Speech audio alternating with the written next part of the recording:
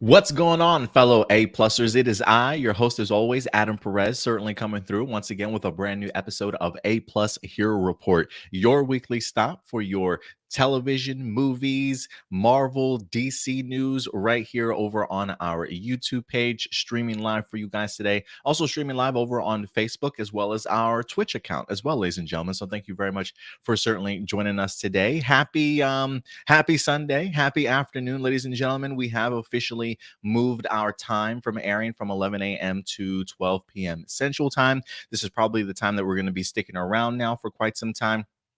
Now that the football season is officially over, we can actually get in an hour of sleep now and come to you guys a little bit later in the afternoon. So hopefully everybody's certainly doing well where you certainly are at. I'm doing pretty good myself, man. This has been a little bit of a crazy week. This is kind of a week that's kind of flown by. That's a little bit of a blur, if you will. I honestly thought this weekend was the Super Bowl. I literally asked my girlfriend, I'm like, babe, is tomorrow the Super Bowl? I could not remember if I literally just watched football last weekend or so. I'm ready for the Super Bowl. I really am. And unfortunately, it's next weekend. But if anything, maybe we'll have some festivities kind of going on around here. Not quite sure if we're going to invite anybody over for the Super Bowl or if we're going over to anybody else's house or not. But I believe next weekend is the Super Bowl, if I'm not mistaken. Go ahead and correct me in the comment section box below, guys, if I'm mistaken. Because, yeah, I definitely woke up yesterday thinking I was going to enjoy some Super Bowl today, but unfortunately that's not certainly the case. For you guys who are wondering, it's just me today, guys. It's just me. We're going a little bit solo today. Indy unfortunately is working on Saturdays, or excuse me, on Sundays now. Stuart just could not make it here today, so it's myself, my cup of Joe, and I believe Gadget's in here. Yeah, Gadget's in here laying down right now. Maybe Cindy will come and grab her later for her to eat her breakfast, if you will. So it's just me, guys. So look, I think we got 6 or 7 topics that we're going to be breaking down for you guys today. A couple honorable mentions up at the top that we're going to be talking about. So a little bit more intimate, just you and me enjoying this lovely Sunday afternoon together to enjoy some topics. So definitely go ahead and let your voices be heard in the comment section or the live chat while we are in fact streaming, guys. Let's see if we got who's in here today. We got Datilla certainly joining us. What's up, Datilla? I appreciate that. She says, I would be a little nervous tailgating at SoFi for Super Bowl weekend. I know for a fact it's going to be a crazy weekend there. I'm absolutely sure it probably will. No doubt whatsoever. LA fans crashing in there for sure. I am kind of curious as to if Bengal fans travel pretty well. The Super Bowl should be a pretty good one. We got 2 new faces in the Super Bowl. Should be rather exciting. Joe Burrow's been just impressing everybody. Matthew Stafford's a veteran that's been waiting for this particular moment all his life. I'm really happy, honestly, for both quarterbacks, both teams. This is definitely one of those Super Bowls that I'm going to be pleased with whoever certainly wins, but I'm probably going to go ahead and put my money on Joe Burrow. I've neglected to. I've been betting against this guy. Not because I have any vendetta around him, but I've just been betting against this guy sort of all playoffs, and he's always proved me wrong so far. So I definitely got to jump on the Burrow bandwagon here. But honestly, any of these teams, I would be thrilled to see any of them honestly win a Super Bowl. So certainly should be pretty good. Marcelino's in here. He says, hey, Adam, probably not sticking around too long if it's only you. Well, thanks a lot. Thanks a lot. I'm like dead meat to you. I appreciate that. But yeah, guys, thank you very much for certainly joining us. And listen, if we got any stragglers that certainly come through, definitely go ahead and make everybody certainly feel welcome. Let's see here. As I take a cup of my Joe, let's see what we got to talk about first. First and foremost, guys, you guys know live viewer questions. If you do have any live viewer questions, submit them over at any time to aplusopinions@gmail.com. Again, that's aplusopinions@gmail.com. You can send them out throughout the entirety of the week. If you watch an episode, if you read a rumor, a theory, a news article, you want to talk in depth about it, feel free to go ahead and submit your questions over. And then again, if anything, we'll get to them towards the end of this episode. But let's go ahead and dive into some honorable mentions, guys. Let's go ahead and kick off this show. A couple honorable mentions for you guys right at the top that we definitely want to go ahead and break through. I'm on my Facebook page right now, just kind of scrolling and seeing some stories that we may have posted that we're not necessarily talking about today. But one comes from Deadline that the Flash season 8 is going to be the return of Eddie Thawne. I was actually kind of surprised to see this. Eddie Thawne, if you guys remember, was in fact in season 1, the ancestor, I believe, of Eobard Thawne. And the love interest, mind you, to Iris West back in the day.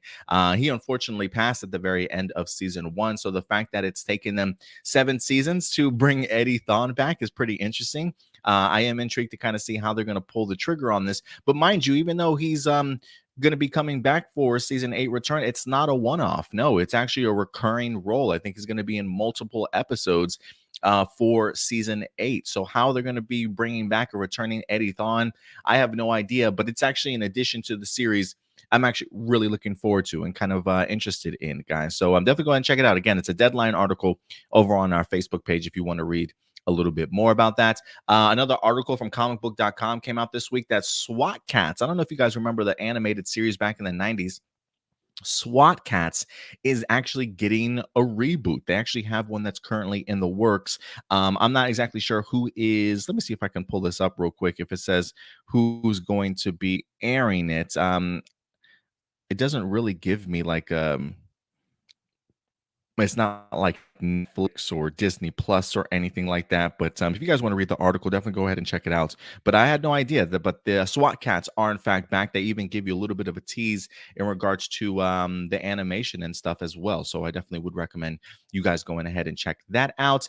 This past week, I want to say Amazon Prime also went ahead and released brand new posters for the upcoming Lord of the Rings series, The Rings of Power. I think they literally dropped like 13 or 15 different posters. I'm not going to go ahead and showcase all of them to you. There's definitely a lot, but it really kind of feels like it just highlights the different sort of cultures and things like that all throughout Middle Earth that we might get the opportunity to be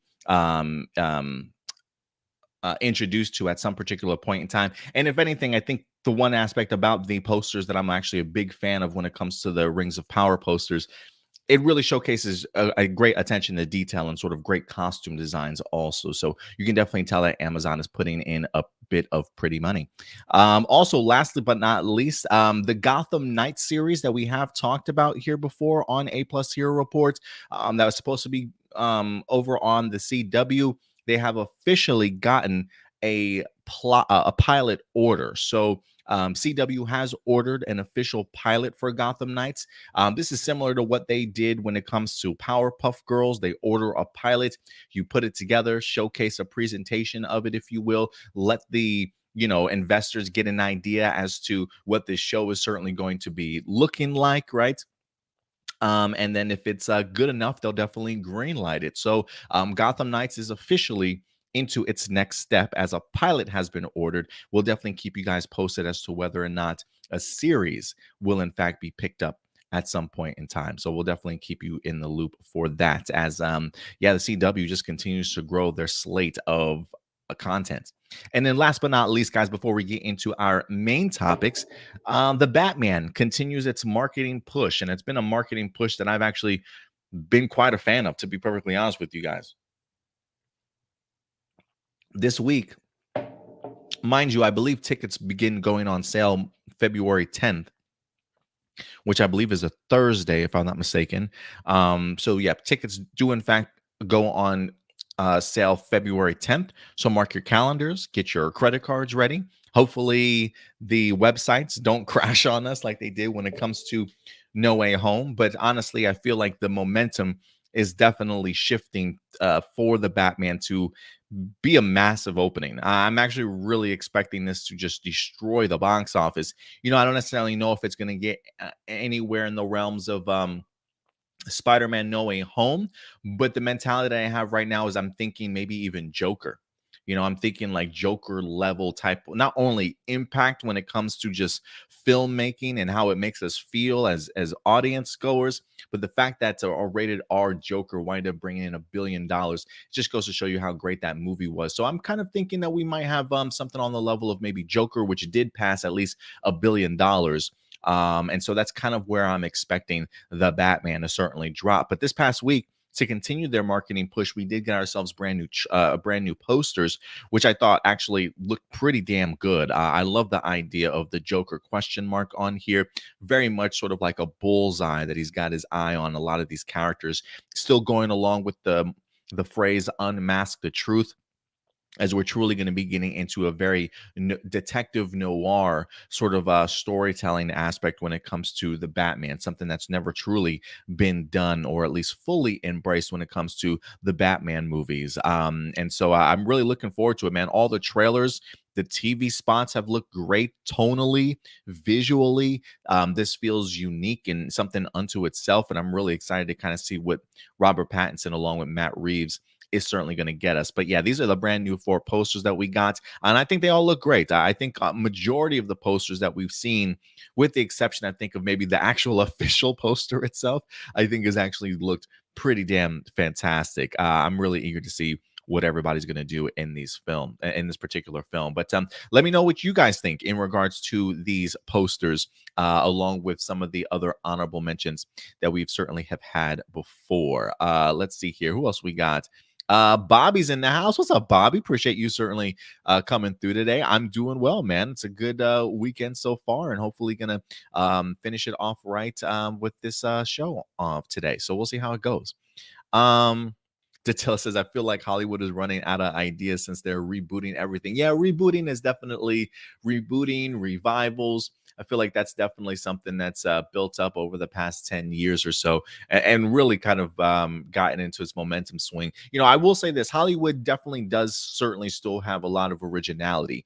There's a ton of original movies that are certainly out there that unfortunately people just don't go to see. But there's plenty of originality out in Hollywood. But you know, when you've got big IPs, big franchises that continue to get rebooted and revivals, it definitely feels very much like everybody's doing it. You know what I mean? Marcelino says, I love SWAT Cats. When it first aired, I was wondering if it was ever going to get rebooted. Your wish is their command, Marcelino. Bobby, also a big fan of SWAT Cats. Thank you very much, man. I'm glad you guys are certainly enjoying it. Datilla even says, I'm getting Zodiac vibes from the Riddler. And honestly, Datilla, that's exactly what Matt Reeves have said. Maybe not necessarily Matt Reeves, but people that I believe have had like an early screening of the Batman feels very much like the Riddler comes across like the Zodiac. So you're definitely not too far off, Datillo, whatsoever. All right, guys. And with that out of the way, that will wrap up all of our honorable mentions. I think that's probably the quickest we've ever gotten through honorable mentions, to be perfectly honest with you. It feels weird doing this solo. I don't really do this show solo very often, but when I do, I have my cup of Joe to keep me company. So let's see here what topics we have today, guys. We're going to go ahead and start off with the main topic that you saw at the very top of our thumbnail. The world of Sony's Spider-Man less universe continues to grow. They continue to have a plethora of movies in development, even suspected to still be dropping for us, right? We still got Morbius that I believe is supposed to be dropping this month or March, if I'm not mistaken.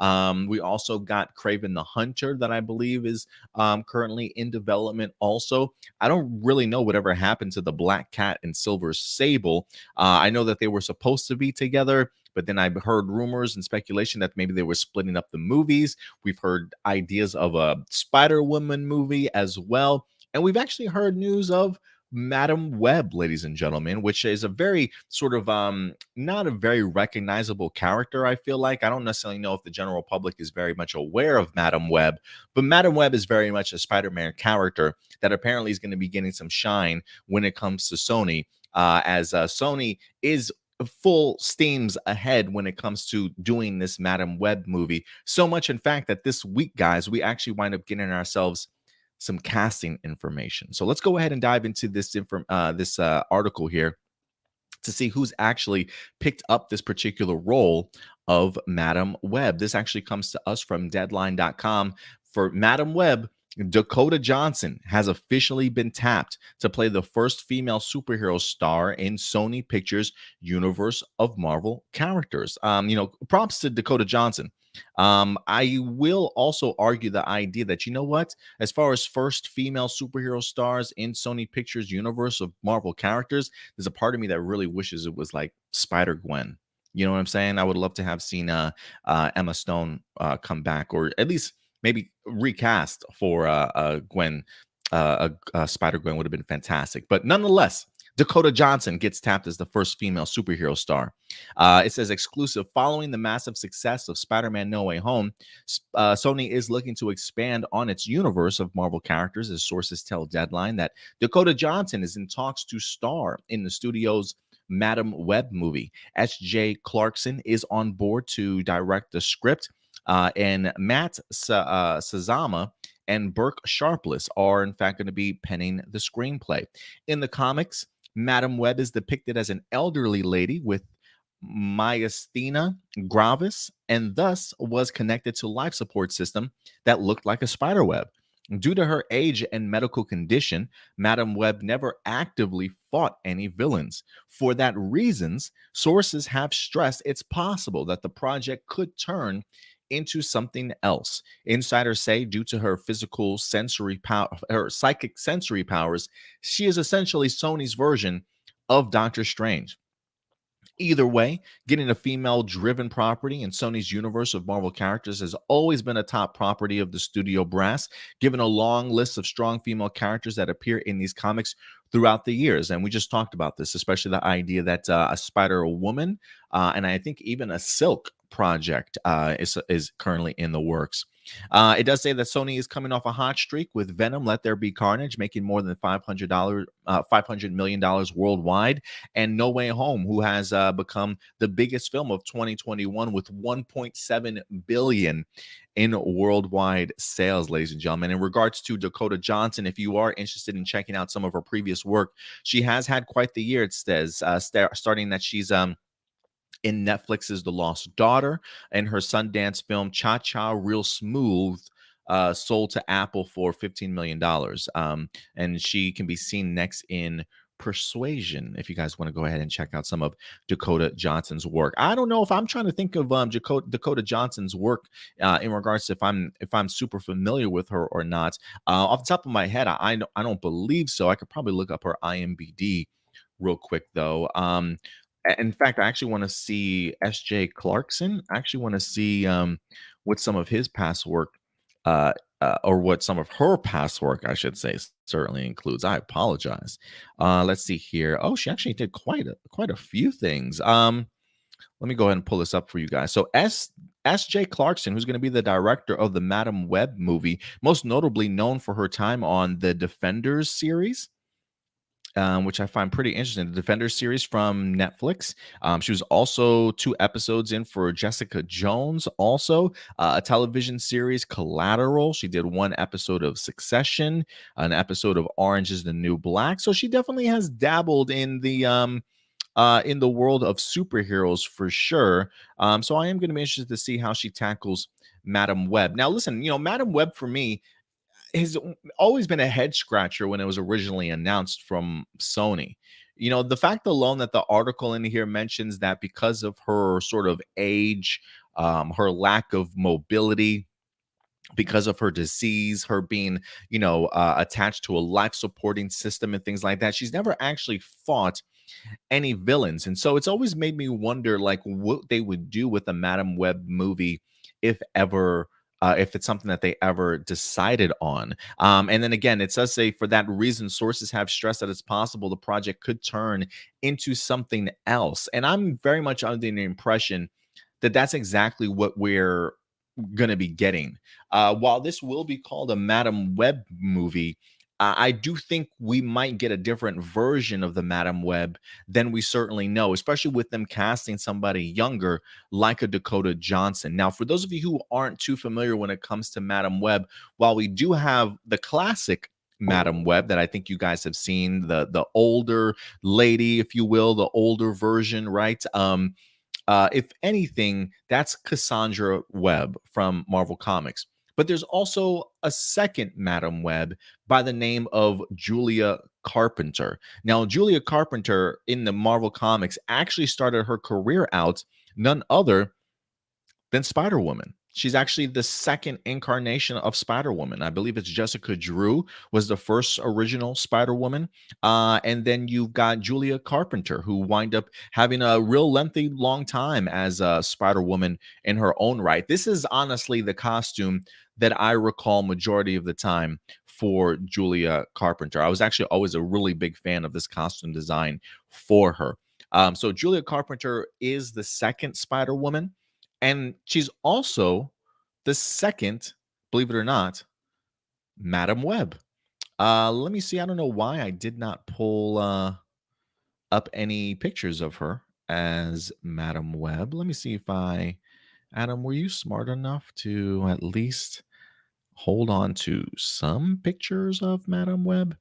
If not, I'll try and do something else. But actually, she is the second Madam Web. After she winds up dropping her identity as Spider Woman, she does go on to have a career as here we go. Let me go ahead and pull up both of these photos for you guys, so we have a little bit of a better understanding. Classic Madam Web, Cassandra Webb, right? Julia Carpenter as the second Spider Woman, and Julia Carpenter as the second Madam Web. So she does eventually have sort of a younger persona. So two different people here, but both Madam Webs, Cassandra Webb and Julia Carpenter. So I'm kind of under the impression, um, I'm there's a part of me that's kind of thinking to myself, when you are hiring somebody like a Dakota Johnson, who is much younger than the classic Madam Web that we're used to when it comes to the comic books, I do wonder if this is going to be a little bit of a spin on things. Like, I do wonder if this is a case of, who knows, maybe they managed to include both characters. Maybe it's something of a Cassandra Webb already kind of being in the situation that she's in, of this life support system, whether or not they use her as sort of like a mentorship role, for somebody like a Julia Carpenter. It would be pretty cool if Julia Carpenter, the younger version, is actually the Madam Web that we're actually getting, and maybe utilizing both characters within the movie. If sources are saying something along the lines of it may turn into something else, this is sort of like that something else that my mind is kind of going to when I see somebody like a Dakota Johnson that I think could very much well play a younger version of a Madam Web, or another version of Madam Web that we're usually not accustomed to. Whether or not that's is a reason why they want to leave the door open for, say, an actual Spider Woman movie or series with Jessica Drew. Maybe that's something in the on the docket that Sony certainly has plans. It certainly also leaves the room open for Silk to continue to do her thing, and you can also have a third character in the form of a younger Madam Web, instead of giving Dakota Johnson that Julia Carpenter role of Spider Woman. You know what I mean? So I definitely do think they can certainly have some fun with this, do things vastly different. But I'm gonna have to look up um, some Dakota Johnson work that she's done in the past, whether that be for movies or TVs, and just kind of get an idea of what she's truly going to bring to this role. But if they go outside the box and they give us something a little bit different than just an older Madam Web, if you will, I can be on board with this. I'm definitely going to go ahead and certainly give it a shot. I haven't necessarily been overly impressed with what Sony has created in regards to their Sony universe of Marvel characters. For those of you who know me, I've never been the biggest fan of the Venom films, unfortunately, but Morbius definitely does have my attention. I do enjoy Jared Leto very much as an actor, and I really want to see him dive into this role and hopefully kill it, no pun intended. But I am looking very much forward to the Morbius stuff, especially with some of the connections that we've seen when it comes to Michael Keaton possibly popping up in there as the Vulture and things like that. So there's definitely potential here in regards to what this Sony universe of Marvel characters could certainly turn into, and the idea of somehow maybe turning Madam Web into something different than what we certainly expect. I'm hoping that's the route that they certainly go, and if they do, then Sony, you definitely do have my full attention here. Let me see what some of you guys are saying, though, if I can bring up. Do we just get bombarded with a bunch of like, can I remove these people? Block these people? Yeah, there we go. Marcelino says, so the 50 Shades of Grey star is going to be Madam Web. Oh, that's where she's from. Okay. Well, let's hope she's better than her previous work. um, yeah, I did not know that that's where Dakota Johnson was from. I've never watched 50 Shades of Grey.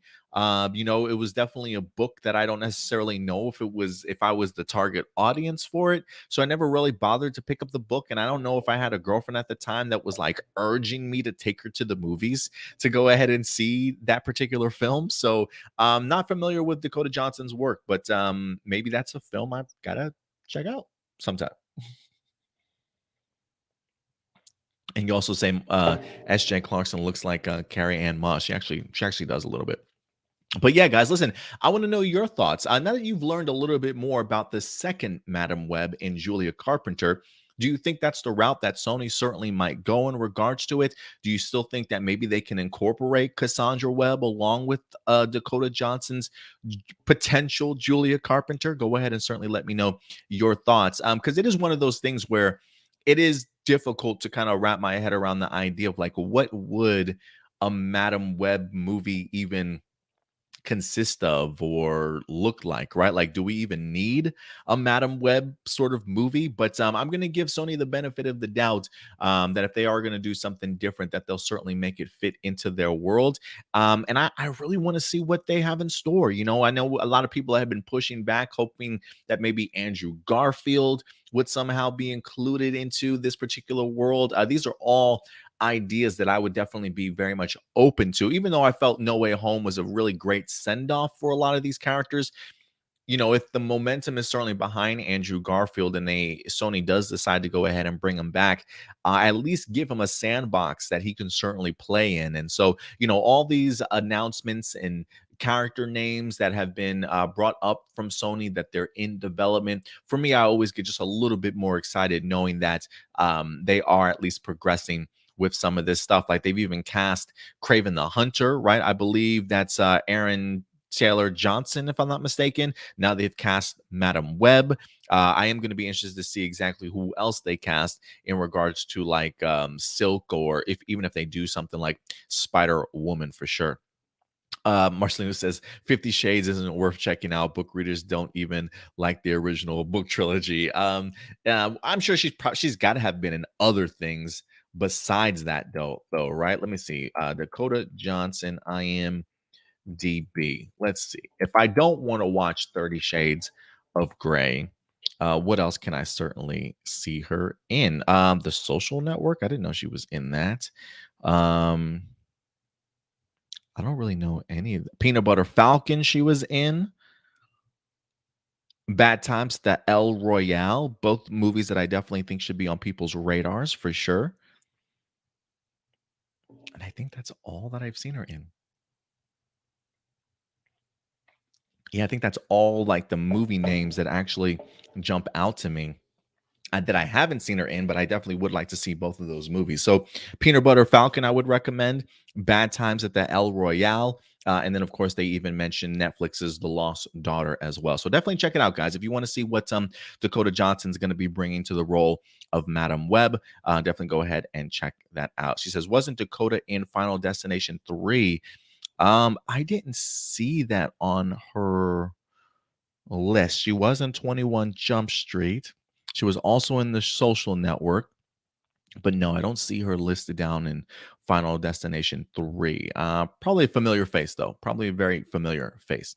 All right, guys. And with that out of the way, we will transition over from a little Sony slash Marvel talk over to some DC, ladies and gentlemen. At the top of the show, we did talk a little bit about the Batman in regards to that movie dropping here March 4th. So less than a month away, guys. I cannot wait for this freaking film. I cannot. It's probably easily, as early as this movie is dropping in the year, it's probably my most anticipated film of this year. Just hands down, no lie.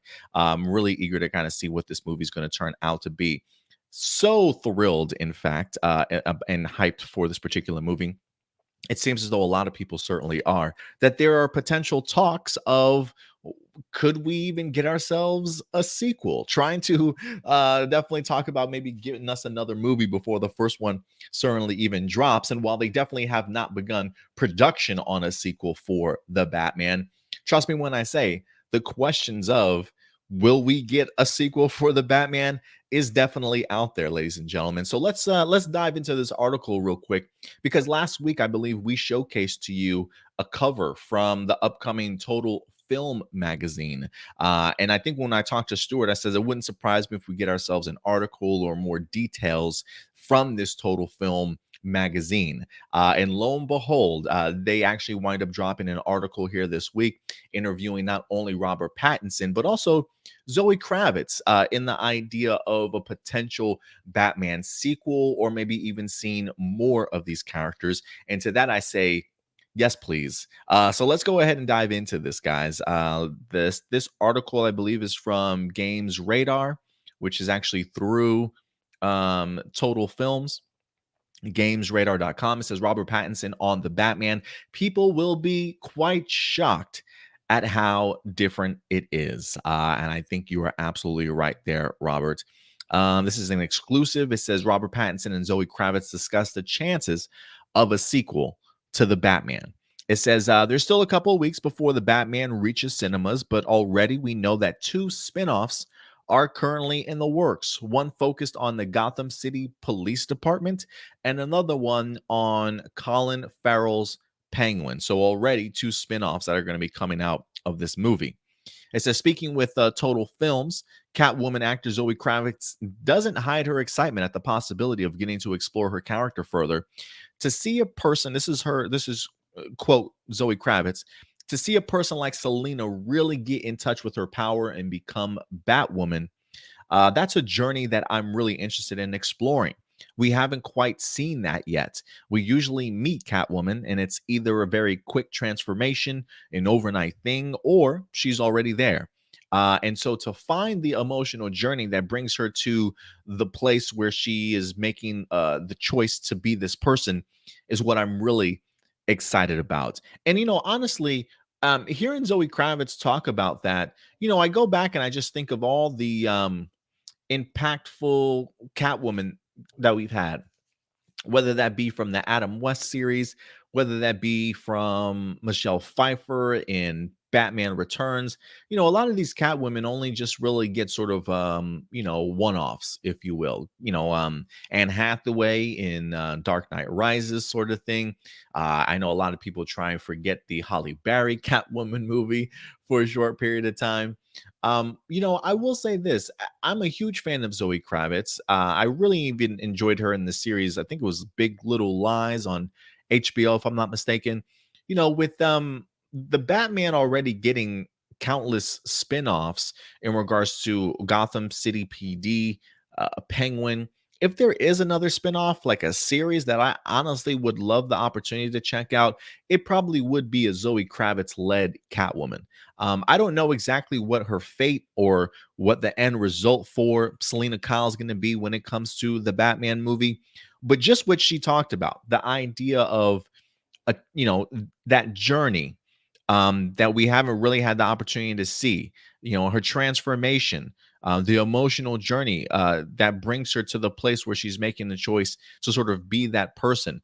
I don't know if when we jump into the Batman, if she's already going to be that person and we've never been introduced to, say, her origin story, if you will.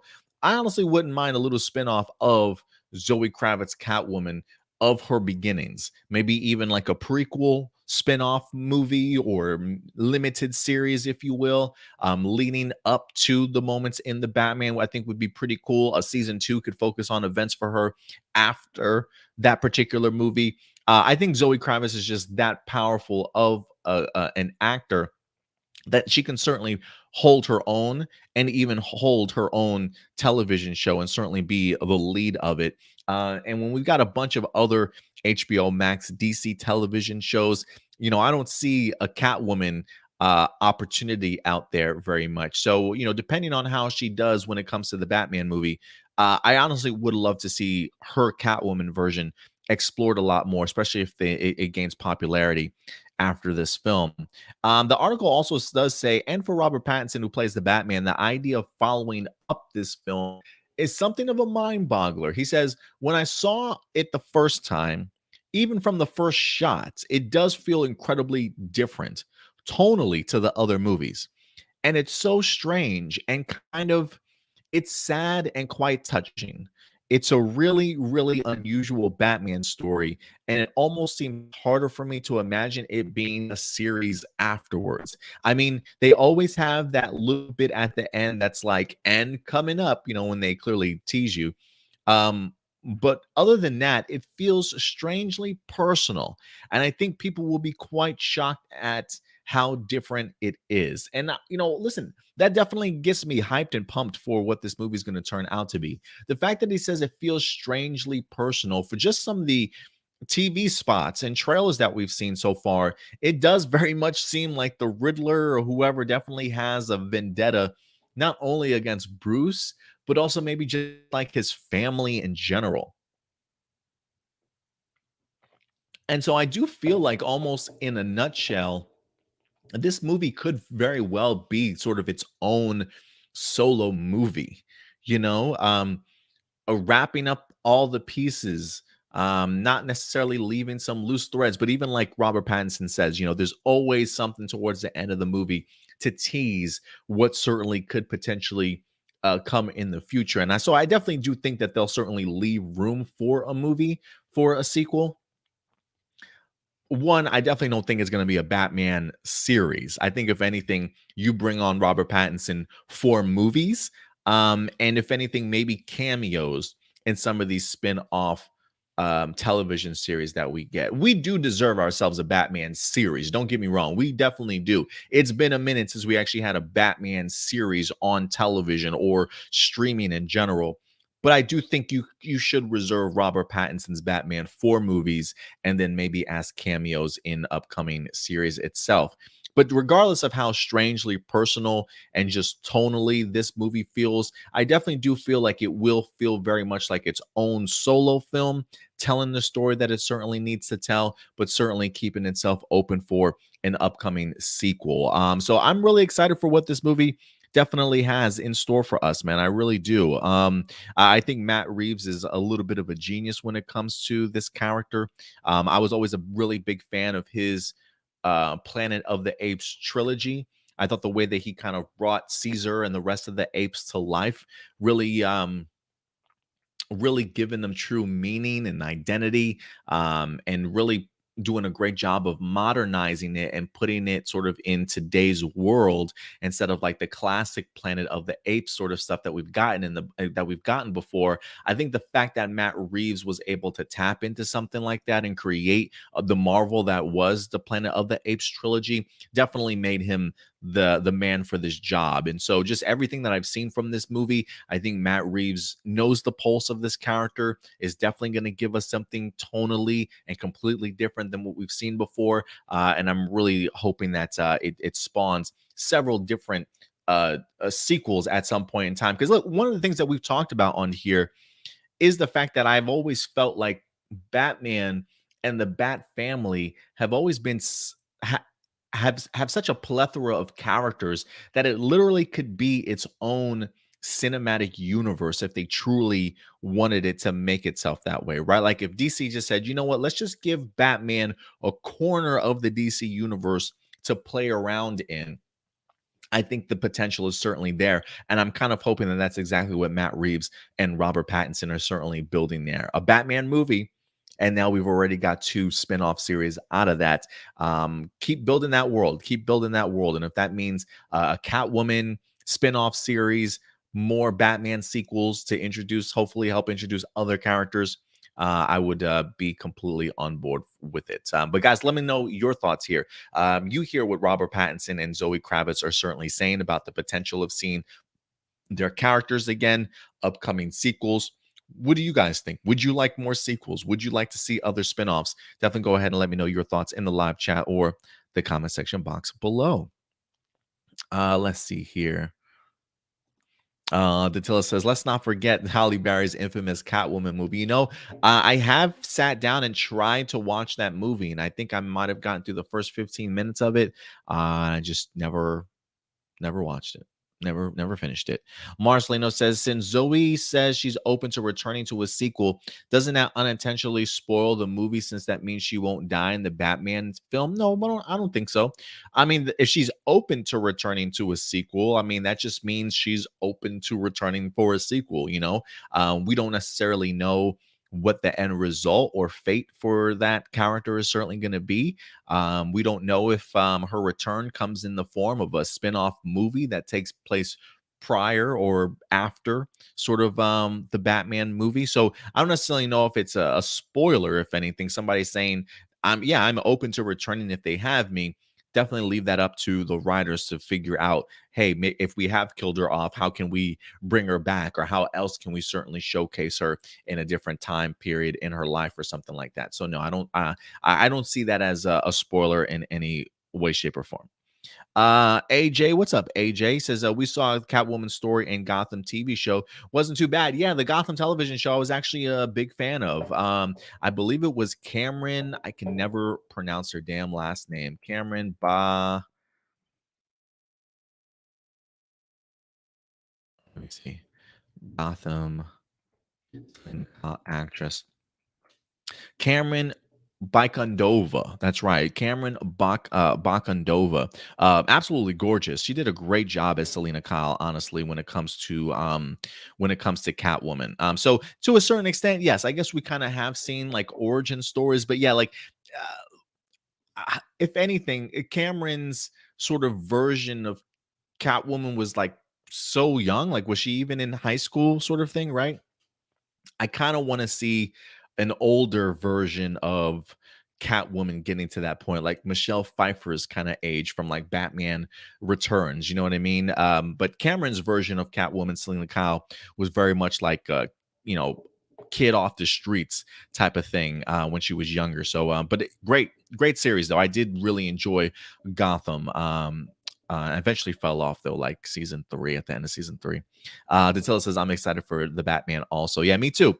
Me too, guys. And look, I would love to know if you guys are excited. So remember, February 10th, tickets officially go on sale for the Batman. And I believe the movie itself winds up dropping. What date does that say?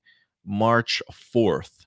March 4th. So don't go ahead and certainly mark your calendars. If anything, I'm definitely gonna have to grab tickets for me and the girlfriend, and maybe have grandma watch Little Kiddo while we go to the movies on March 4th for sure.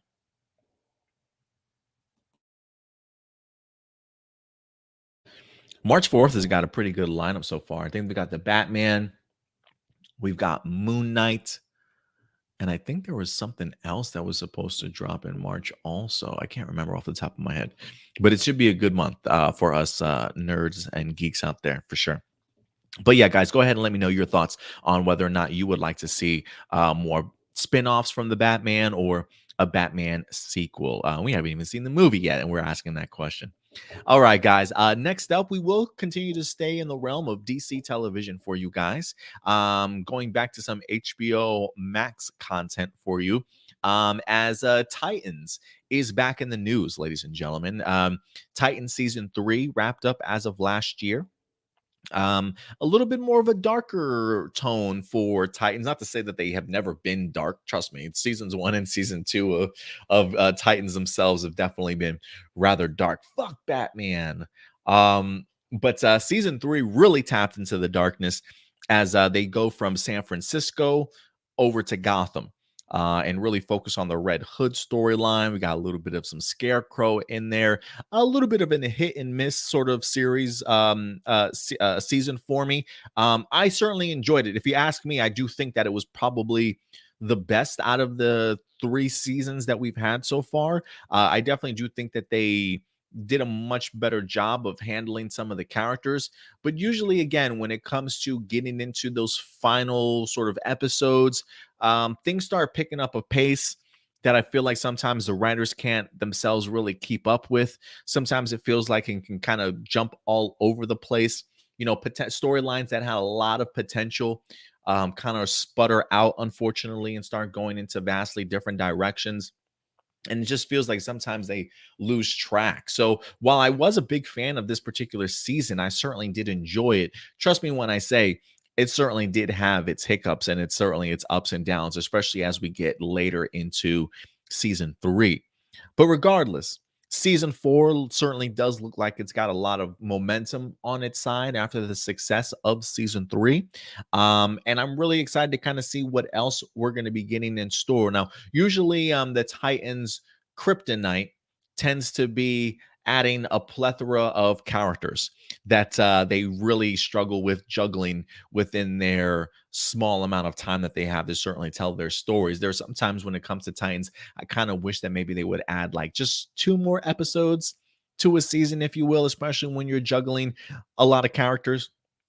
But that's only if it certainly helps your storyline. There are moments sometimes when I think to myself, like, man, maybe there's too many episodes for Titans, and it feels like maybe it's dragging out a little bit longer than it certainly needs. Well, when it comes to Titans season 4, we are starting to now get the rumblings of who the upcoming villains are going to be. And not only that, but also who has officially been cast in these roles, guys. So let's go ahead and dive into this as we're going to be getting into Titans season 4 as the villain not only is announced but cast as well as Brother Blood makes his live action debut on the Titans series, guys. That's right. It says this is from the Illuminati. I'm using Illuminati's article because one, it was an exclusive reveal from them, and this particular article has also been picked up by Variety and Deadline and the Hollywood Reporter, also confirming this news as well. So the Illuminati is reporting that Titans negotiating with Joseph Morgan for season 4's villainous Brother Blood. This is an exclusive article for them.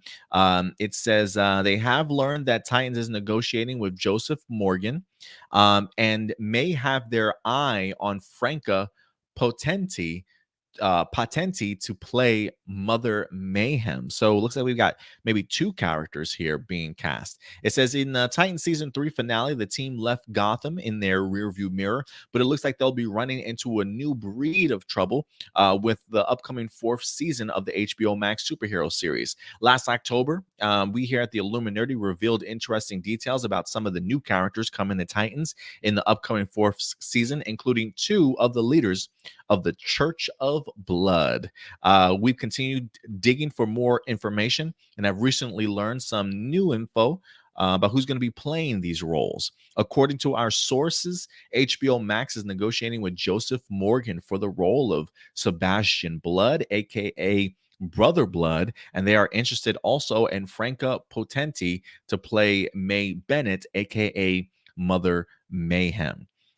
Joseph Morgan is no stranger to playing the villain. He having portrayed the damaged, murderous vampire werewolf hybrid Klaus, first on The Vampire's Diary before leading the spin-off series, The Original. Sebastian Blood is described as an introvert with great intellect and the dark side that he keeps hiding, or that he keeps hidden. Blood is initially uncomfortable in his own skin, but grows into his charm, physicality, and zealous drive to accomplish his calamitous objectives.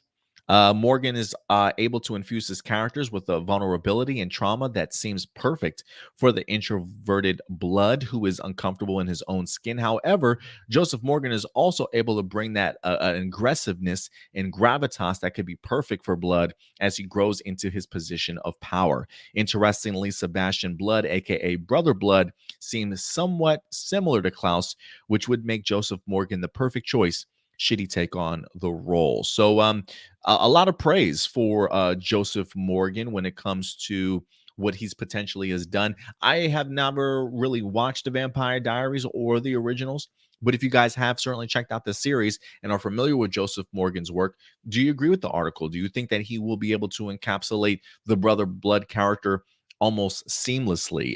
Just based off of what the Illuminati is certainly saying, I'm definitely going to go ahead and believe them when they think that he's personally perfect for the role. It does say here that while HBO Max is negotiating with Joseph to take on the role of Sebastian Blood, They may have their eye on who could take the leadership role of the other leadership role of the Church of Blood. According to our sources, Titans is interested in Franca Potente to play May Bennett, aka Mother Mayhem. She is described as being at peak physical condition with the steadfast intensity. She has been training all her life to accomplish her goals. She has a charisma born of unrestrained faith in her undertaking, a natural leader and predator who forever carries the underlining threat of brutality. So I'm assuming this is Franca Potente that they're trying to also bring in for Mother Mayhem.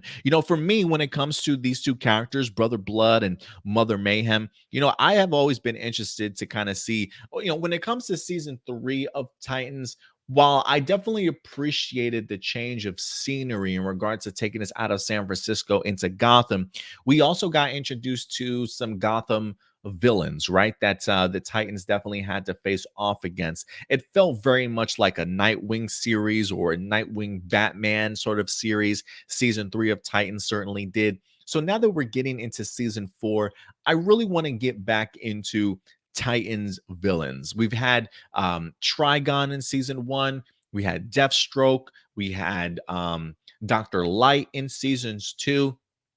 When it comes to Titans, they have a great sort of rogues gallery. And so for me, whether that be like the Brotherhood of Evil sort of thing, there are definitely a lot of potential villains that the Titans can certainly explore. So the idea that when it comes to season 4, we're going back to Titans villains, especially when it comes to Brother Blood. He's always had a huge impact when it comes to Titans. I'm pretty sure I probably have the first appearance of Brother Blood from the new Teen Titans comic book run and series. But I've always loved his impact when it comes to Titans. And considering the fact that we have continued to see a character like Raven grow over the past couple of seasons, it's been a minute since we've had any underlines of Trigon or a return of Trigon here. This Brother Blood and the Church of Blood storyline really could be opening up those doors in regards to trying to certainly bring him back. This definitely is going to have sort of that cultist feeling to it, if you will. And I really want to see what Joseph Morgan can do in regards to being Brother Blood on the small screen and really kind of carrying that gravitas and energy that like a cult leader sort of truly needs. You know what I mean? Like I really want to see him tap into sort of that cultist mentality to have all these followers and believers and things like that, and all the worshiping that they're certainly going to be doing when it comes to Trigon and things like that. So I definitely do think that this could certainly do two things. One, not only bringing back Titans villains and giving them prominent roles, but also, if anything, this might be a series or a season that really focuses on Raven a little bit more, maybe pushes her certainly as a character, and maybe teases the return of Trigon. Maybe by the end of the season, maybe Trigon comes back in like season 5. Maybe this time we can actually give him better special effects and upgrades when it comes to that. But a lot of potential here for sure. Now, I'm not exactly sure as to what other characters Titan season 4 is definitely going to be introducing us to. But I'm all for it. I honestly thought we were going to be getting Roy Harper in season 3, but he never popped up, which I'm kind of thankful for. That's one less character that you gotta kind of juggle. Like I would love for him to maybe pop up in this season, this upcoming season, if at all possible. I continue to come back to Titans. Like Titans for me isn't necessarily the show that I envisioned it to be, but it's one that I can sit back, digest, and enjoy for what it is. But I would be lying if I said there's a part of me that would not mind a Titans reboot somewhere down the line, like whenever this particular series sort of wraps up, whether it be in movie form or another television series somewhere down the line. I would like to see a live action version of this team done in a different manner, maybe not so much on the dark side, as Titan certainly has decided to go ahead and tackle. But it does work for the series at times. Other times you kind of miss that family and lightheartedness, camaraderie between the team, sort of thing. But the Titans again has always been a series for me that's always been very ups and downs. Great qualities and things that makes me certainly scratch my head from time to time. But when it comes to Brother Blood, it doesn't get any better than that when it comes to villains. I feel like Brother Blood is like second right behind Deathstroke in regards to Titans really big bads that they've certainly have had. So I'm really fascinated to kind of see them tackle this villain. But listen, guys, remember at the end of the day, these are just simply my A plus opinions. I definitely want to go ahead and know yours. The momentum for Titan season 4 continues to build. I'm sure we're going to be having more casting announcements over the next several couple of months, and we'll definitely keep you guys posted. But if anything, go ahead and let me know your thoughts in regards to this news. Let's see here. AJ says, "Give me more Titans. That title screen music gets me pumped." Oh yeah, I get what you're saying. Every time the title of Titans comes across the screen, it's like that bass drops all of a sudden. Like, okay, I'm invested. What's up, Stuart? Good to see you, buddy. He says every new season of Titans feels like a reboot. Yeah, no joke. Yeah, I definitely would agree with you there. So let's see. Hopefully, they'll be able to keep their momentum from this season into next, and we definitely will be bringing you our reviews for Titans as we certainly did for last season as well, guys. So definitely go ahead and let me know your thoughts in the live chat or the comment section box below. And I think we got one more DC article for you guys today. We've got 4 articles in total, but we got 4 articles in total, but one more DC. AJ does say, I'd love to see a Doom Patrol and Titans crossover show. Well, you know what? We did get ourselves at least a 1 episode crossover. I believe that was like Titans episode 4, if I'm not mistaken. I believe that was the Gar Logan centric episode, where it does focus on his time as a part of Doom Patrol. I believe it was just him and Raven in that episode that crossed over with Doom Patrol. I do believe that Dick and Corey are at least in the episode, but I think a majority of it is around Raven along with Gar. But they do have themselves at least a crossover episode with Doom Patrol, which was weird because it like literally contradicts itself in regards to the actual Doom Patrol series when it drops. Like the chief is completely different. Like I'm kind of curious as to what time period um that took place in for Gar, because his appearance in that episode, I think is episode 4, the Doom Patrol episode of Titans, um feels completely different than the actual Doom Patrol series itself. So I've always been scratching my head in regards to it. So it is out there, AJ. It is out there.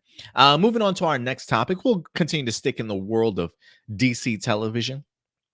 And this is a series that unfortunately, I don't necessarily watch any longer. I kind of fell off after like the 3rd or 4th seasons of Legends of Tomorrow. But I'm pretty sure I wouldn't be surprised if it hasn't already been announced. But Legends of Tomorrow might already have a 8th season ready for it. If I'm wrong, definitely go ahead and let me know in the live chat. Because something tells me I saw something about a renewal for Legends of Tomorrow, but I could certainly be wrong. I mean, the idea that it's about to be 8 seasons, that feels like miraculous that that series has gone on as long as it has. I mean, I guess the idea of it branching off and sort of becoming something of its own and really capturing sort of its fan base, if you will. It feels very cult classic kind of status at this point. That like if you still watch Legends of Tomorrow, like if you know, you know what I mean? But I'm definitely out of the loop when it comes to Legends of Tomorrow. But that doesn't stop this show from not only pushing forward, but also making huge casting announcements, as it seems as though we're going to be having ourselves a brand new actor joining the Arrowverse here. That's going to be getting involved with the finale for season 7 of Legends of Tomorrow. And believe it or not, that's none other than Mr. Donald Faison himself. That's right, guys. Donald Faison. He said, screw Powerpuff Girls, man.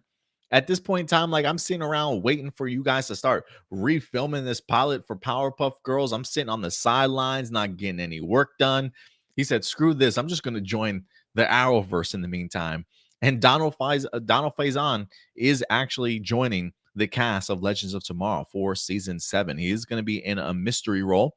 It says the Scrubs and clueless veteran will play an unnamed character who admires the legends and seeks fame, fortune, and glory.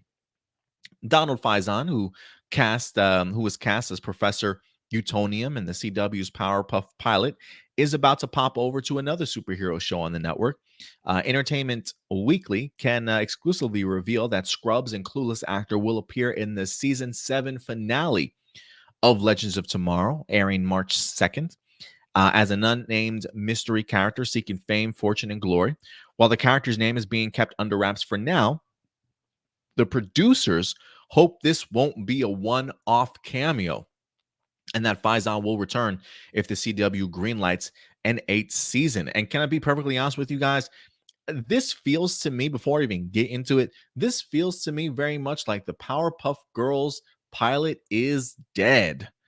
I feel like this almost confirms the idea that they've got other plans. Like their people are moving out. Chloe Bennett done dropped off. She says, "Adios, sayonara. I'm out of here." She's gone.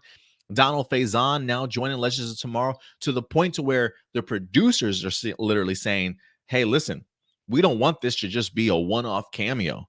Like if we get ourselves an 8th season, we want him back. Like we want him back in a non one-off cameo." So I think that certainly says a lot. They say we are beyond thrilled to have Donald join the Wave Rider.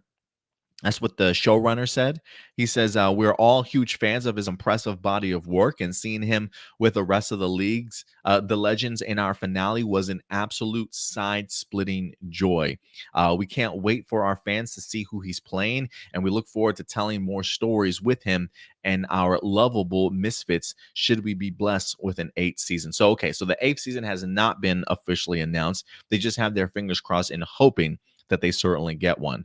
He says, I have been, this is Faison. He says, I have been a fan of Legends of Tomorrow since the first season, and I've always wanted to be a part of the DC Comics universe. I'm excited to join such a talented cast. Yeah, I'm sure you've watched since the first season, Donald. Whatever, bro. No, I'm just kidding. Maybe he's a big fan. It says Faison's love for Legends also applies to the new part because his character is a fan of the team. Here's the official description of him. So this is official description of Donald Faison's character. It says the Legends first encounter with this character at a different phase of his career, whose golden years are in the rear view mirror. He is a good boy deep down. His ego was looking for a boost that only fame, fortune, and glory can provide. While he claims that to have been recruited to work for a mysterious time organization, he wasn't offered much of a choice in the matter. As an unauthorized time traveler with high-profile aspirations, he developed a mischievous streak and cuts a few corners along the way to achieve his dreams. He knows all about the Legends of Tomorrow and finds them inspiring because they are the kinds of heroes who started at the ground floor as opposed to inheriting their powers from an alien planet, a spider bite, or wealthy parents. But the big question is whether his respect for the team is going to be able to help the Legends out of hot water or get them into hotter water. So yeah, that is the description of his character.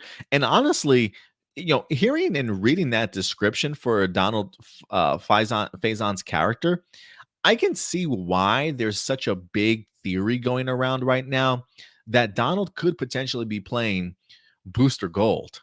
I've been hearing a lot of rumblings over on Twitter that just based off of this description or just based off of what they've heard from this article and the news sources and stuff, that they really do think that Donald's character is going to come out to be Booster Gold. Again, now none of this is confirmed, but honestly, when I read this article here, especially when it comes to the little brief description, I mean, I feel like they're just kind of telling us.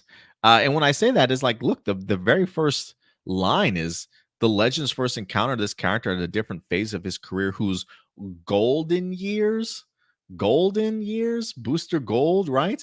And then it also says he is a good guy deep down. His ego is looking for a boost that only fame, fortune, and glory can provide. Come on, man. Come on. Is this not Booster Gold? I feel like this is Booster Gold. Watch him be completely somebody completely different. And I'm perfectly all right with that. But I'm gonna be honest. I think Donald as Booster Gold would be pretty damn fantastic. Just especially based off of his level of humor. I loved him in Clueless. I absolutely loved him in Scrubs. I think he's got a great timing when it comes to great delivery when it comes to his comedic chops. Um, and I do think him as a Booster Gold would be pretty fantastic. Again, that is just simply rumor, speculation. I really have no idea. But I feel like for a while now, fans, especially us, especially if you've been following Arrowverse since the very beginning, right? Like we've seen hints of like Ted Cord's name out there. I think a lot of us have been asking for like a Blue Beetle before. I've heard rumors of a Blue Beetle and Booster Gold like buddy cop movie or TV series, being produced sort of thing over the years. So I feel like the Booster Gold character is definitely a character that we've been wanting to include into the Arrowverse for years and have never done so, and have always been trying to find sort of that niche to just kind of perfect opportunity to certainly slide him into.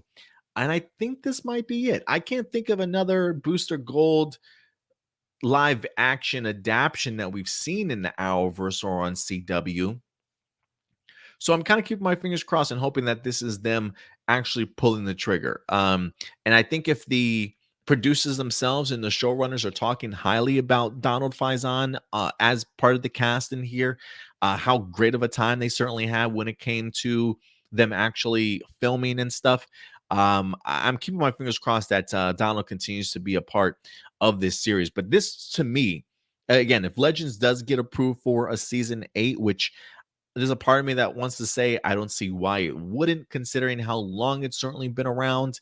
Um, to me, this feels very much like Donald will have said farewell to Powerpuff Girls and be a full-on member of Legends of Tomorrow. I'm just under the impression that the Powerpuff Girls pilot and series at this point is dead in the water, or they really have gone back to like the drawing board completely in regards to redoing the script, maybe even having to redo the casting for this show. Who certainly knows? But Donald Faison is not going to be sitting on the sidelines. Um, to just wait and see what happens when it comes to Powerpuff Girls. He's like, get me involved, put me in something, please. I think Legends of Tomorrow, while I certainly am not watching it, I definitely do think he would be a great fit. Some of your guys' live viewer comments here. Turbo Stew.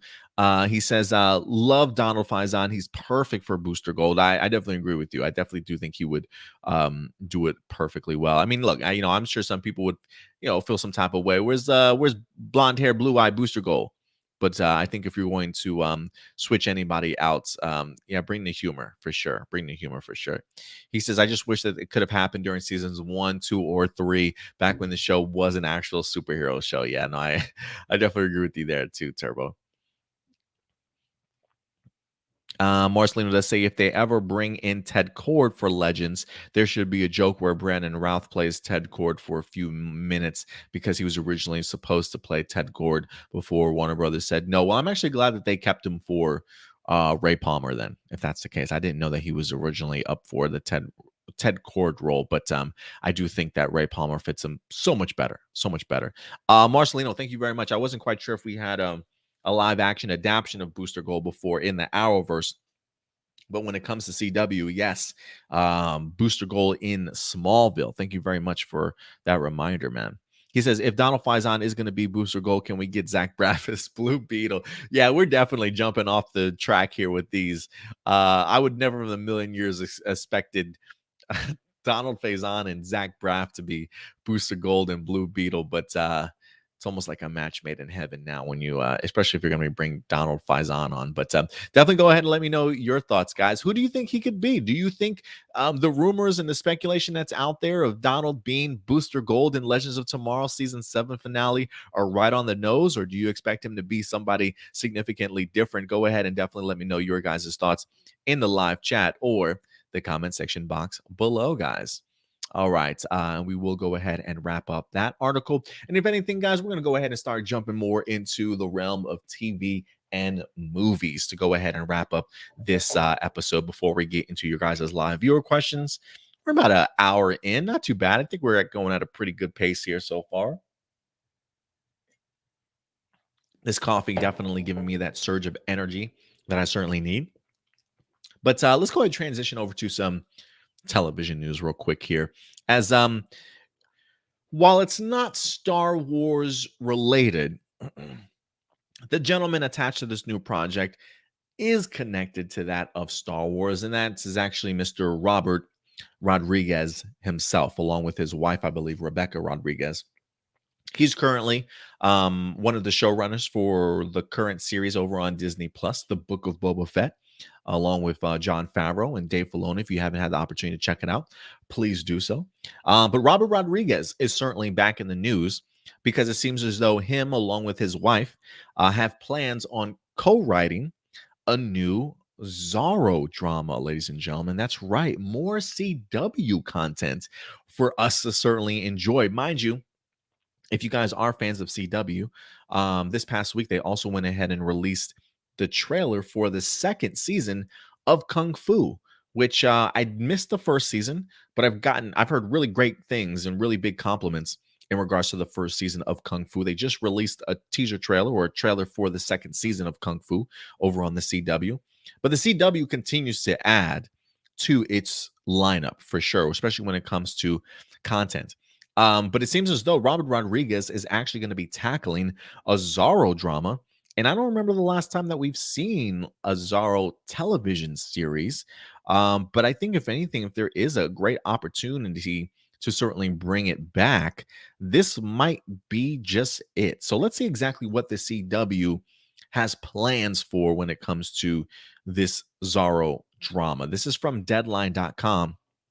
Mind you, I think me and the girlfriend just literally tried to watch the Antonio Banderas um, Zorro a couple of months back. Both great films. If you guys have not checked out Zorro, I think that was probably I don't want to say that was my first introduction, but definitely my first introduction to Zorro on the big screen, and it was incredibly epic. So this is from Deadline. It says Zorro drama with a female lead this time gets a six script order as CW explores a new development path. It says the long gestating Zorro TV series reboot with a female protagonist has moved a step closer to reality with an order for 6 additional scripts from the CW, bringing the total scripts now to 7. So it seems as though maybe they've ordered their pilot script. Maybe they like what they see so far, and now they're like, you know, let's see a little bit more. Let's see how you plan on pushing this series a little bit further. So now, with the 6 additional scripts, they have a total of 7. It says, as Deadline reported exclusively last month, the CW's gender swapping reimagining of the classic masked vigilante character hails from filmmaker Robert Rodriguez, along with writer and director Robert Rodriguez. So if it's a Zorro TV show and we're now changing it to a female, should it be Zora? No, I'm just fucking around. No, I'm just kidding. The pickup is backup. The pickup of backup scripts for Zorro joins 3 additional pilot orders the CW made today. So again, they also ordered the pilot for Gotham Knights. There's also the Supernatural prequel, The Winchesters, as well as a Walker prequel, Walker Independence. This represents the bulk of the CW's order this pilot season. I hear there's a chance for one additional one that could be straight to series, capping a trend at the CW. What started a couple years ago, all of today's 4 pickups are to IP-based projects with strong title recognition. It says the CW does not specify what the next step would be for Zorro if the network's brass are happy with the new scripts, but a straight to series order is likely. This is a variation to the straight to series model, which the network has implied with different degree of success over the past 2 years. Walker and Superman and Lois have done very well, whereas the 4400 has been more of a modest performer. So CW definitely is doing things a little bit differently in regards to how they get some of their upcoming shows ready, whether that be going direct to series, whether that be ordering pilots, ordering scripts. They definitely are changing things up here a little bit. So I am kind of curious to know what that additional, because they did say there's a chance that one additional show will be straight to series. I am kind of curious as to what that might be. Kind of part of me is kind of hoping that maybe it is a comic book comic book television series, but I could be absolutely wrong in regards to that. Hopefully we'll get some more information as things change. But for me, listen, I think the idea of Zorro being on television again, I am kind of curious as to like one, the time period this is going to take place.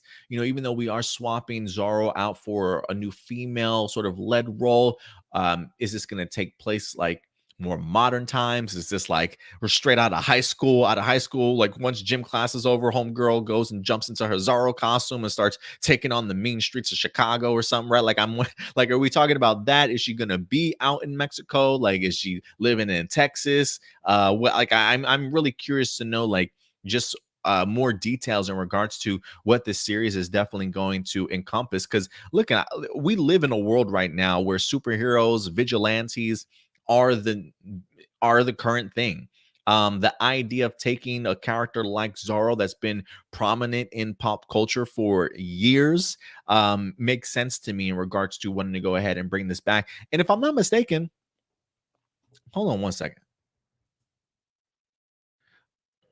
When it comes to the person in charge of this, Robert Rodriguez, I think if there's any man for the job, it's definitely Homeboy.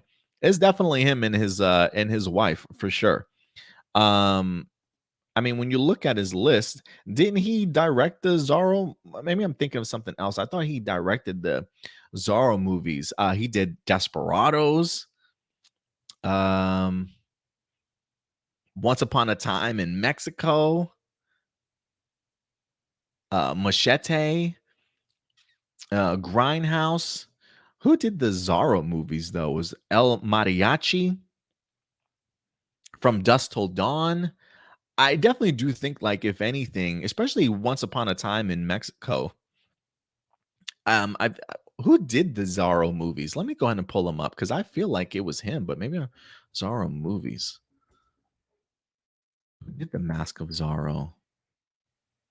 Oh, Martin Campbell did the Mask of Zorro. Okay, okay. But I'm definitely very much under the impression that when it comes to Robert Rodriguez, a hero like Zorro is probably something that's like right up his alley. I would be interested to see like what him and his wife do as a combination in here. Really kind of intrigues me that they're going to be sort of the showrunners for this TV series. But this is one I'm really looking forward to. I'm definitely going to go ahead and give it a shot. I'll probably, if anything, will at least check out the pilot itself. And if the CW has ordered additional scripts, they clearly like what they certainly see. So more could certainly be on the way. But if anything, I definitely want to see more details for this series before I give it a full judgment. Because again, I think tone could definitely change how I feel about this location that it decides to go ahead and film in and shoot in. For some reason, I just think of like when I think of Zorro, I think of always taking place old school Mexico, like or um like the classic old Western sort of vibes. Now, whether or not they're going to modernize it a little bit, who certainly knows? I mean, if it's coming on the CW, you got to think that maybe they are going to be updating it just a little bit. But we'll see. We'll see how it goes. Marcelino, he says, well, now there's going to be a swap Zorro's gender. We know there's going to be hate online. Yeah, I'm sure there's always going to be somebody pushing back in regards to it. Hi, Adam. Disney Plus is also supposed to be doing a new Zorro project with Vilmer Valderrama. I probably spelled his name incorrectly. Yeah, I wonder if Zorro is one of those IPs that are just public, that like if like anybody can just do a Zorro sort of thing. Like I think the character Thor is like a public IP that like anybody can do a Thor movie if they want to. I think they just have to like stay away from um their character being way too similar to like Marvel's Thor. So I do wonder if that's a case when it comes to Zorro. Like anybody can kind of make a Zorro film or television series if they want to. I could be wrong. I could be wrong in regards to that, but definitely go ahead and let me know. What's up, AJ? Good to certainly see you. I thought you were the other AJ in here, AJ Zyla, Dadpool. So I might just call him Dadpool. So yeah, I definitely got you mixed up there for a second. Please, sorry about that. But yes, so we'll see what happens here. Yes, but yes, Marceline, I'm sure there's going to be some people that feel some type of way of Zorro being, gender swapped out. While I don't really know the legend of Zorro so much off the top of my head after watching all these damn movies. It's one of those things that I feel is like passed down from generation because I felt like it was Anthony Hopkins that but they weren't even related, right? Like I think Anthony Hopkins wind up finding Antonio Banderas's character, who I think was like living on the streets or something like that, and like shaped and molded him into the new Zorro sort of thing, right? So it's definitely a mantle I think that can be passed down. However, the predecessor feels like it should be sort of passed down. I don't think that there's anything in Zorro's storyline that's like it's got to be a man. You know what I'm saying? But we've got plenty of Zorro stories that are take that a lead role are certainly men. If some people feel some type of way about it, go watch the other Zorro movies out there. They're still there. They're part of history. You could check those out whenever you want to. So giving somebody the opportunity to kind of wear the Zorro mask should be pretty cool. I look, hot Latina woman in the Zorro costume, yes, please. I'll take that any day. So it should be fun. Especially when it comes from Robert Rodriguez, I'm expecting some badassery for sure. I was expecting some badassery from Robert Rodriguez in the Book of Boba. I haven't quite seen the potential of what I would have liked to have seen from Robert. So maybe they'll tackle that a little bit differently here when it comes to the Zorro project. But again, it is looking to be something off of CW. So we'll see what they can certainly do there. But I think you could easily pull off a fun adventure sort of series with somebody like a Zorro character. So I do think if anybody's going to do it justice, it's not only the Rodriguez's, but also CW. This should certainly be relatively fun. But guys, let me know your thoughts here in the comment section box below. What do you guys think in regards to the Zorro series? Is this something you're interested in? Are you jumping off board? Don't really care for so much? Go ahead and let me know your thoughts and what your history like is with the Zorro character. Let your thoughts be known in the live chat or the comment section box below, guys. All right, we got two more topics that we're going to be breaking down for you. We'll jump into movies real quick, but then we will head back over to television. Or you know what? We're in TV. We're talking about TV. Fuck it. We're just going to talk about TV right now. Netflix is back in the news as this week, and we've talked about this before. That 70s show currently has a spinoff that's going to be airing on Netflix titled That 90s Show. I believe the original mom and dad from the 70s show will, in fact, be reprising their roles. They're going to be coming back. But we haven't heard much news outside of that, outside of the official announcement itself that we're going to be getting ourselves That's 90s show. But it's one that I'm really looking forward to, especially with the showrunners from that 70s shows coming back and hopefully doing a much better job of continuing this series than they definitely did after like Topher Grace and everybody else wind up leaving that 70s show. So let's go ahead and dive into this news because that 90s show is certainly headed our way from Netflix.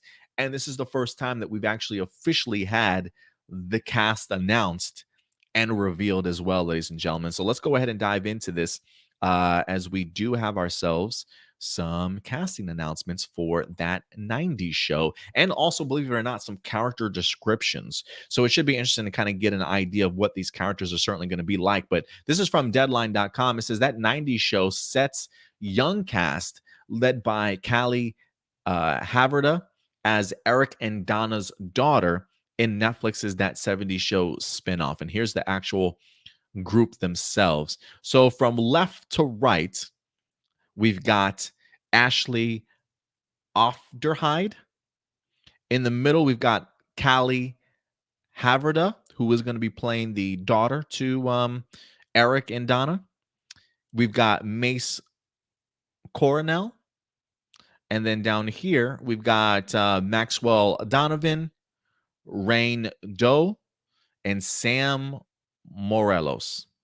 It says Netflix has assembled the young series regular cast of That 90s Show, a follow up to the hit sitcom That 70s Show. It's a new group of six teenage friends in Point Place, Wisconsin, is led by Leah Foreman, the daughter of Eric and Donna from the original series. Callie Haverda is set to play Leah. You also got Ashley Ofterhide, who's you also got, oh, we already named all those, cast as new teen characters opposite fellow series regulars in Kurtwood Smith and Deborah Jo Rupp. Who are reprising their roles as Red and Kitty. So Red and Kitty are definitely coming back. The article says, I hear that other 70 show cast members, including Grace Prepon, Mila Kunis, and Ashton Kutcher, are in negotiations to recur in the spinoff, which has a 10 episode order right now. So, right now, it looks like season one is going to have 10 episodes, and we do have some recurring. Recurring characters that we're going to get the opportunity to kind of see. So it'd be pretty cool to see Mila and Ashton actually make a return. It does say that in that 90s show, it's 1995 in Wisconsin, and Leah, the daughter of Eric and Donna, is visiting her grandparents for the summer, where she bonds with a new generation of Point Place kids under the watchful eye of Kitty and Red. Sex, drugs, and rock and roll never dies. It just changes clothes. Haverda's Leah Foreman is smart like her mom, snarky like her dad. Leah is craving adventure. She's just not quite sure where or how to start until she discovers a best friend in the most unlikely of places, next door to her grandparents in Point Place. You also have offered Ofterhide, who plays Gwen. Life is gets more interesting for Leia when she meets this riot girl. Equal parts loyalty, rebellion, and heart. Gwen is the dynamic powerhouse and the unofficial leader of the new generation of Point Place kids. Love Gwen, fear her, follow her. Okay, Gwen. Coronel plays Jay. He is charming and flirty. At least he tries. He doesn't always come out. It doesn't always come out right. When he's not hanging out with his best friend Nate or working at the local video store, he's armed with a video camera, and the whole world is his film set. That's pretty cool. I probably will like that character, Jay. Donovan plays Nate, the polar opposite of his little sister Gwen. Okay, so Gwen and Nate are brothers and sisters. Nate takes life as it comes, usually with a big open smile.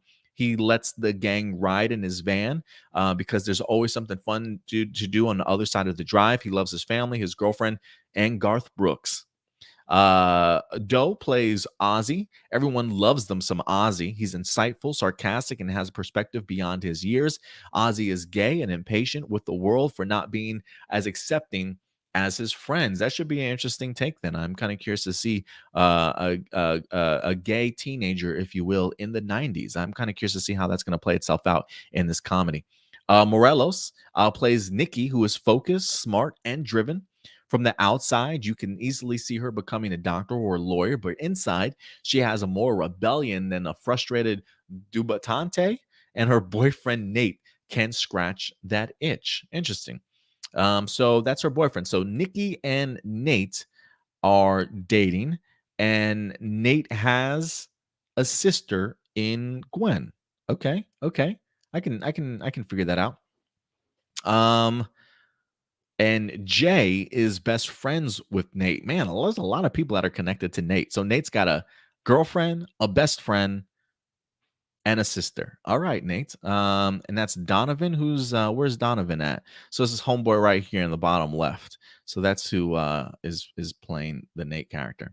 All right, but yeah, guys, that's the young cast led by Callie Haverda, who's going to be playing the daughter for Eric and Donna Foreman.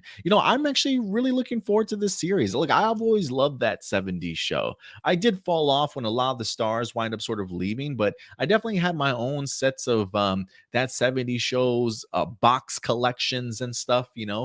Anytime it's on TV, I always felt it was a great show to just have on in the background and just watch. It's definitely one of those those things that you just binge watch for sure. Always some great laughs to say the least. And for me, I am interested to kind of get out of the 70s. And for somebody like myself that grew up in the 80s and 90s, this probably will speak a little bit more to me in regards to how I personally kind of grew up. So it should be pretty fun to kind of see this new generation, if you will. I mean, look, anytime you get Kitty there for sure, and Eric's, just Eric's parents in general, they're always going to provide the laughter. And so for me, it's going to be interesting to see how they try and keep up, especially with the new generation of kids, especially with how much has certainly changed from the 70s to 90s, seeing how things are done differently, but very much still the same. I do want to see if the Foremans, how they certainly keep up with them. But I'm fascinated by this. I do think that this has everything really working for itself. Returning showrunners, returning characters, returning potential recurring cameos and things like that. So I'm definitely going to keep my fingers crossed for this Netflix spinoff series. But let's look, guys, at the end of the day, I definitely want to know your thoughts. How do you feel about this cast? Getting the opportunity to just see some of the character descriptions. I was not expecting them to reveal them as early as they certainly did, but I'm really glad that they certainly did, because now it gives me a much better impression as to who these characters are before I even get into this series myself. Some of them sound pretty compelling. I'm really interested to kind of see what their chemistry is like, and how well they actually do get along on screen. Let's see here.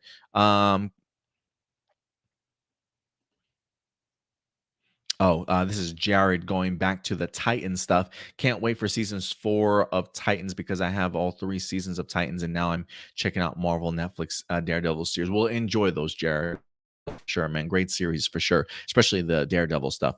But yeah, guys, let me know your thoughts. Are you excited when it comes to that 90s show? Or is it something that you're certainly going to give it a shot? Definitely do me a favor and check it out, and let me know your thoughts in the live chat or the comment section box below.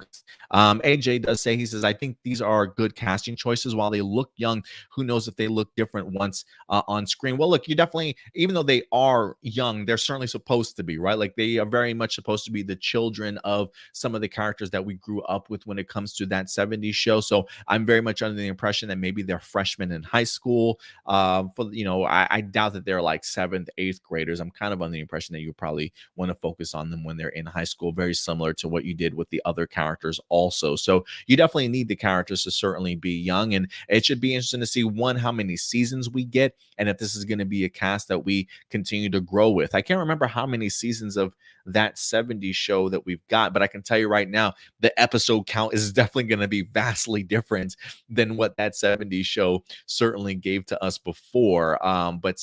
Especially if this is only a 10 order series, there is a part of me that really wants, maybe push 15, especially if they're only going to be like 20-30 minutes long. Definitely get the most bang out of your buck, Netflix, if you certainly can. But definitely looks like an impressive cast. I'm not too familiar with any of these kids in their past work. I don't even think the article mentions any of what they've done in the past, sort of thing. But if you guys are familiar with their names or have seen them in other things, definitely go ahead and let me know. AJ also says, but just glad Red and Kitty are back. Me too. They definitely always provided a great laugh for each. We'll see. We'll see. With them being recurring characters, or some of them, Mila and Ashton, at least in current negotiations. Oh, 8 seasons. Thank you, AJ. In current negotiations, I am curious if they have a kid of their own. I can't remember how this series ended, if they actually ended up together or not in the series finale of that 70s show, or when they left the show, if they were a couple by that time. So I would be interested to kind of see where they're at, certainly in their life. And I would assume, yeah, they did mention Topher Grace possibly coming back in here. I mean, look, if your daughter is going to spend time with your grandparents, I gotta think that you at least pop up in one episode, and maybe another episode to pick up at the end of the summer. It would be cool to kind of see this take place over the span of one summer, dropping her off, picking her up, and then maybe each season is a new summer.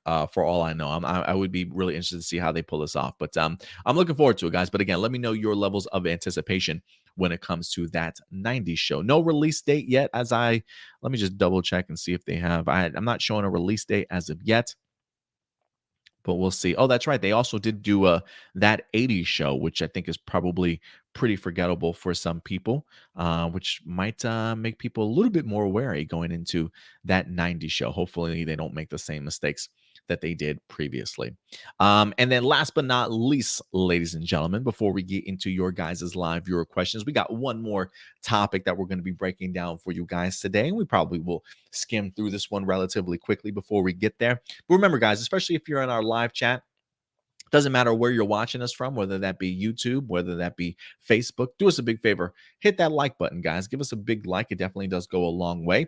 And if for some reason you're joining us after this particular video airs live, if you're checking us out after it's just been uploaded, feel free to leave your thoughts in the comment section box below. It definitely does go a long way, guys. All right, last article that we're going to be breaking down for you. We'll jump into the world of movies, especially if you're big into thrillers and horrors. You probably have checked out the most recent Scream movie, ladies and gentlemen. That's right. Scream got itself, I don't even want to say a reboot, but definitely an additional sequel, if you will, just recently. It's been doing relatively good in the box office. Actually, let me go ahead and try and see if I can pull this up. Box office. Let me see where the current Scream movie currently is at. I personally have not had the opportunity to check it out in movie theaters yet. My uncle recently did, and he definitely recommended it. I was a really big fan of the first two Scream movies, and I eventually fell off, unfortunately. Um, it doesn't give me an actual budget for Scream, but so far worldwide, it's made $120 million. So not too bad for a Scream movie, especially in today's day and age that we're at. Let me see, Scream 2022 budget. Let me see if it gives me any details in regards to that. It says the budget was $24 million. If that's the case, holy hell. I can definitely understand from a budget of $24 million to being in the box office and producing $120 million. It makes so much sense in the world now that this article lets us know that a Scream sequel is moving forward at Paramount. It is one of those things, guys, where not every movie needs to be $100 million, $80 million, $120 million budget. Definitely leave those for big bombastic action films or superhero movies or something like that. The fact that Scream was able to have a very small budget in regards to 20. Let me just double check this. Is this the? Yeah, it's bringing up the 2022 film here for me. So just making sure that I got the correct Scream one. Yeah, it says budget $24 million. So incredible work, man. Kudos to Scream and everybody else attached to this film and being able to financially be responsible to be able to make a small budget movie, all your effort behind it, and see an actual profit, to be honest with you, right? Like, I feel these days there are a lot of directors and writers and people and bitching, complaining about how, Marvel movies, DC movies, they're ruining the cinematic experience, yada, yada, yada. A lot of these people just kind of butthurt at the idea that their movies aren't making money in the box office that they certainly used to. Sometimes I think that maybe some of the much better fiscal hand, more like fiscally responsible in regards to how they make their movies, because I do think if you can somehow budget yourself under like a $30 million budget with the stories that you're certainly trying to tell, you might actually make a profit at the end of the day regardless. It may not necessarily make $700 million like some of these other superhero movies, but there's definitely room for profit out there if you are fiscally responsible when it comes to making your film. But this comes to us from Deadline. This should come as no surprise with the success at the box office so far, but a Scream sequel is moving forward at Paramount and Spyglass. Let's go ahead and dive into this article. It says, following the box office success of the latest installment of Scream, Spyglass Media Group and Paramount Pictures have given the green light to move forward with the next installment. Returning for the next film are directors Radio Silence with Matt and Tyler at the helm, and James Vanderbilt and Guy Busick co-writing the screenplay. It says working with such a wonderful and talented family of creators and in the lineage Wes and Kevin so expertly built has been a thrill of a lifetime, and we're so excited to bring the next chapter in the Scream saga to life. It does say that principal photography is slated to begin this summer, keeping the franchise's tradition. The plot details are under wraps, so they're looking at a pretty quick turnaround here to go ahead and actually start filming and getting in front of the cameras this summer. I would assume, if anything, then that's got to mean that the script is probably pretty done, or they got a script already for a sequel that they're really fond of.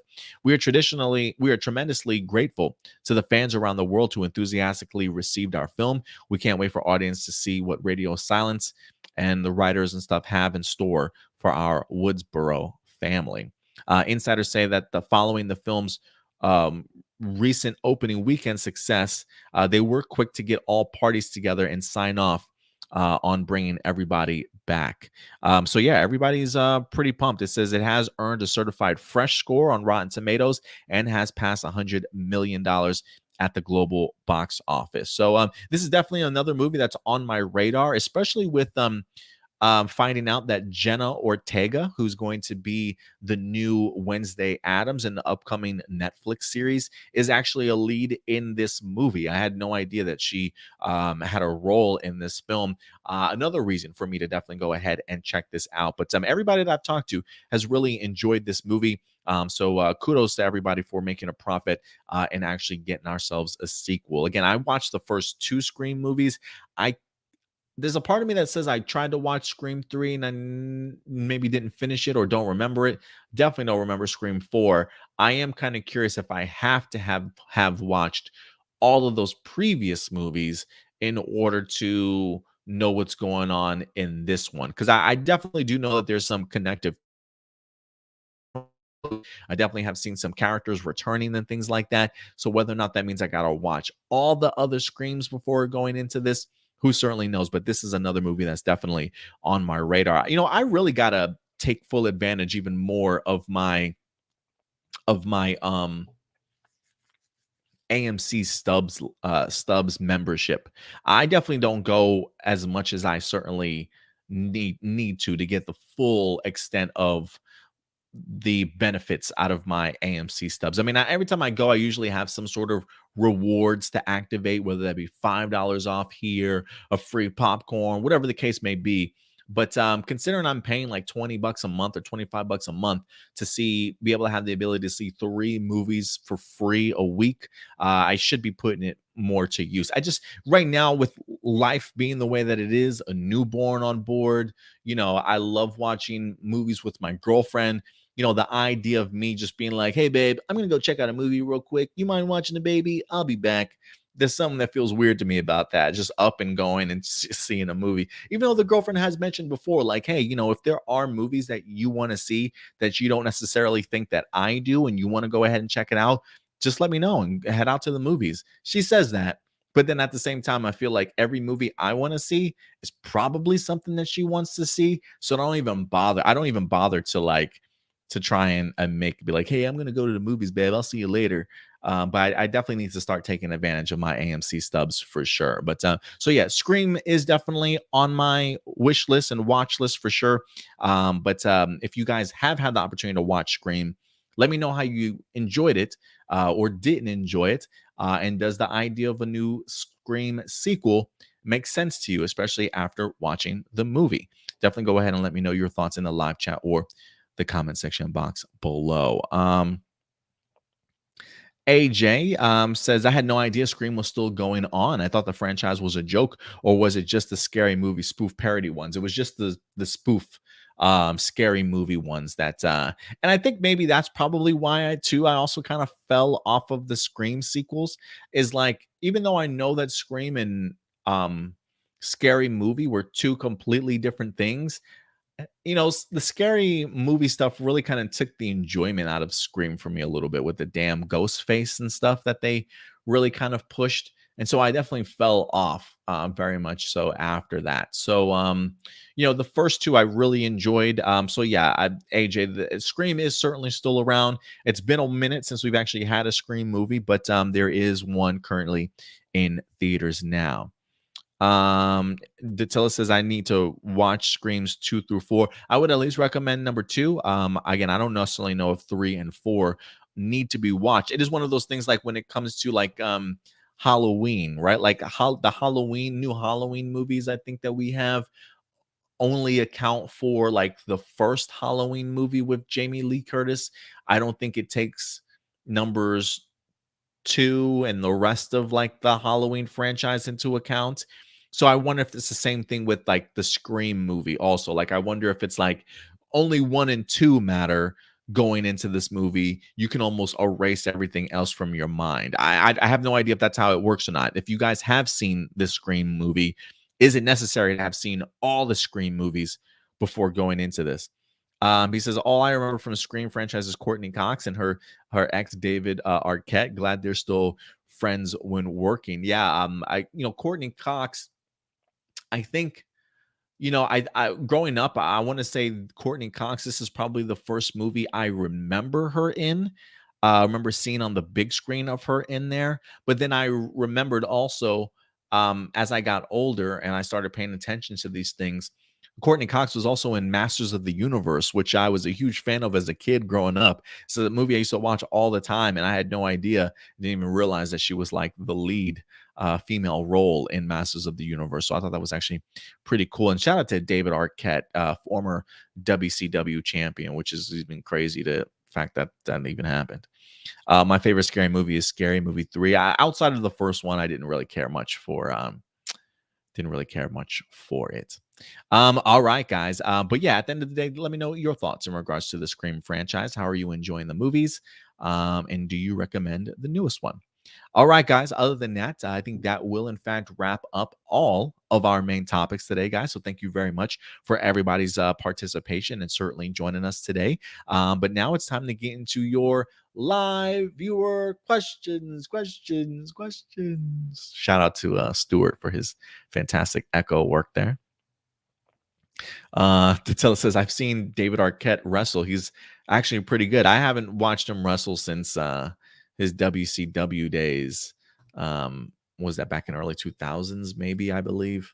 So yeah, I haven't really seen more than that. I just remember the uproar of him winning the WCW championship, which was bananas in and of itself. Let me see if I can go ahead and pull up some of these questions you guys might have. A plus opinions. All right, we actually got ourselves quite a few questions today. And we're going to kick it off, though, with good old Jessica Fryman, always coming through with her questions. If the CW gets sold, would you like to see all the Arrowverse shows plus all the other CW shows move to HBO Max? And do you think Cisco will come back for the next season of The Flash? Ooh, you know what? I don't think Cisco will come back. I think he's probably done his time on the show. Not to say that we'll never see him come back. If the Flash wraps up, if they've got maybe one more season in it, I mean, we do have Grant Gustin that just recently signed a new 1-year deal with the CW. If whatever the final season of the Flash will be, I think Cisco might return. If not just for a one-off reunion, whatever the case may be, I do think that it will happen though. As far as like if CW gets sold, so if they do sell off CW, where would the other places go? It does make me wonder. I gotta think HBO Max, right? I would still think that the properties themselves are Warner Brothers, like the characters. So I would assume that they would probably still go to HBO Max. I don't know if Warner Brothers has a contract with Netflix, like if they still are dropping shows over on Netflix after their season run ends, or if they're going straight to HBO Max now. I got to think that they would still go back to HBO Max, but I could be wrong there, Jessica. Let's see here. Marcelino Vasquez has a couple questions. He says, I hear people say they hate seeing gender swap roles because they want their sons to have male role models on TV or look up to them as they grow. And seeing Zorro's gender swap won't empower them, but rather isolate them. They also say that while they can show older with popular and iconic male characters to their sons, they say the problem is that there's no modern male figures for them to look up to on current TV. What would you say to them? Look harder. Look harder. There's plenty. There's plenty. There's plenty. Oh, let's not hurt the poor egos of all men out there in the world. Heaven forbid, right? Fuck, no way. Plenty, plenty of characters out there for men to find themselves modern empowerment these days. Plenty. Let's not destroy the ego of all men out there in the world. Okay, trust me. There's plenty out there. And these aren't my words. I'm just telling you what. Oh no, I definitely understand that, Marcelino. You're just pointing out a perspective that people do have out there. Not saying that it's yours, but yeah, no, I definitely understand what you're saying. But yeah, get over it, people. Get over it. Right? Like we've it's just funny to me that like literally within like the past 5-10 years we've had this new sort of like this push for empowerment, diversity, and inclusion and stuff. Other races and genders and sexualities are getting the opportunity to finally be represented on screen. And people all of a sudden act like the past 200 years of or however long it's been of cinema and TV don't have like strong male characters for people to certainly attach themselves to. There are plenty of television shows currently on today that I can clearly point out that's a male, that's a male, that's a male, that's a male, that's a male, that's a male, right? Like there's plenty of opportunities out there for guys to latch on to an iconic male figure that their sons can certainly look up to. Trust me, there's enough testosterone in the world and on television still. Plenty for people to go around. So, like this idea of we're now not being represented enough, please get out of here with that. Get out of here with that. There's plenty. Do you think that The Incredibles will get their own Disney Plus TV show one day? You know what? I do think so. I do think so, especially since literally every Pixar, Walt Disney animated movie is getting their own spinoff Disney Plus show. That would be pretty cool. It's taken them forever to even do like, I mean, they did do the second Incredibles movie, if I'm not mistaken. But like, there are characters I definitely would love to see. Now, whether or not I think it's Bill, why do I want to say Bill Burr? I think I'm getting the wrong person's name. Ben Burns. I can't remember the gentleman that helped create the Incredibles or did the Incredible movies. I would like him to maybe be on as like a showrunner.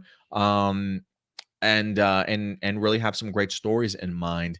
I think you might be right, Marcelino. I think that's something that could happen, and honestly, something that should happen. Incredibles was a great movie. I love the first one more than I clearly do the second one, but the second one was pretty good too. But it is that is something that I can get down with like a weekly new episodes of. Honestly, I would be down for it. So I do think that they will get their own TV show one day on Disney Plus. If you want to watch some Star Wars YouTubers that are not toxic, I recommend the Goldman, Palpa memes, and Star Wars Only. They all make great Star Wars content. Well, thank you very much for the recommendation. We've been trying to get into a little Star Wars creation of our own here on our page. I mean, we do reviews for the Book of Boba Fett, which we talk about every Wednesday for you guys. And I have been trying to get a little bit more active in the world of novels and doing some reviews for you guys in regards to novels. We just dropped 2 novel reviews this past week. I think we did The Rising Storm and also Race to Crash Point Tower, which are 2 books that are diving very heavily into the High Republic era. So I would recommend checking those out if you are interested. And listen, I do try to approach it in the sense of people that are newcomers to the world of Star Wars novels and canons. I always felt like, especially with this being a new era, brand new characters, some familiar planets, some references that you certainly might pick up on.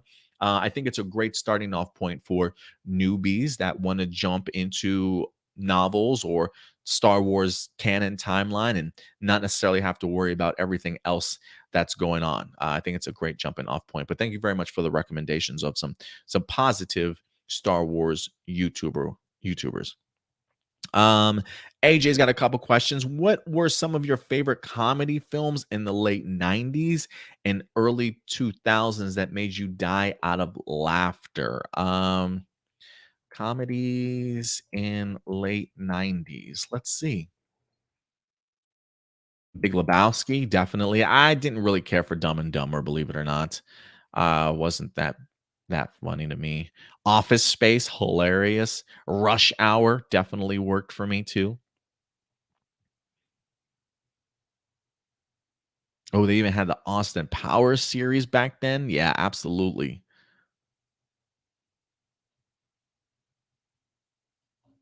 Let me see, what about early 2000s? Early 200s, early 2000s.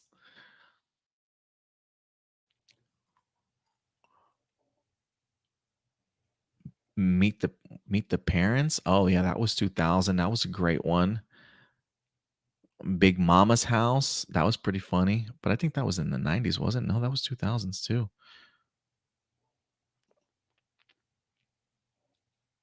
What else do we have? Dude, Where's My Car?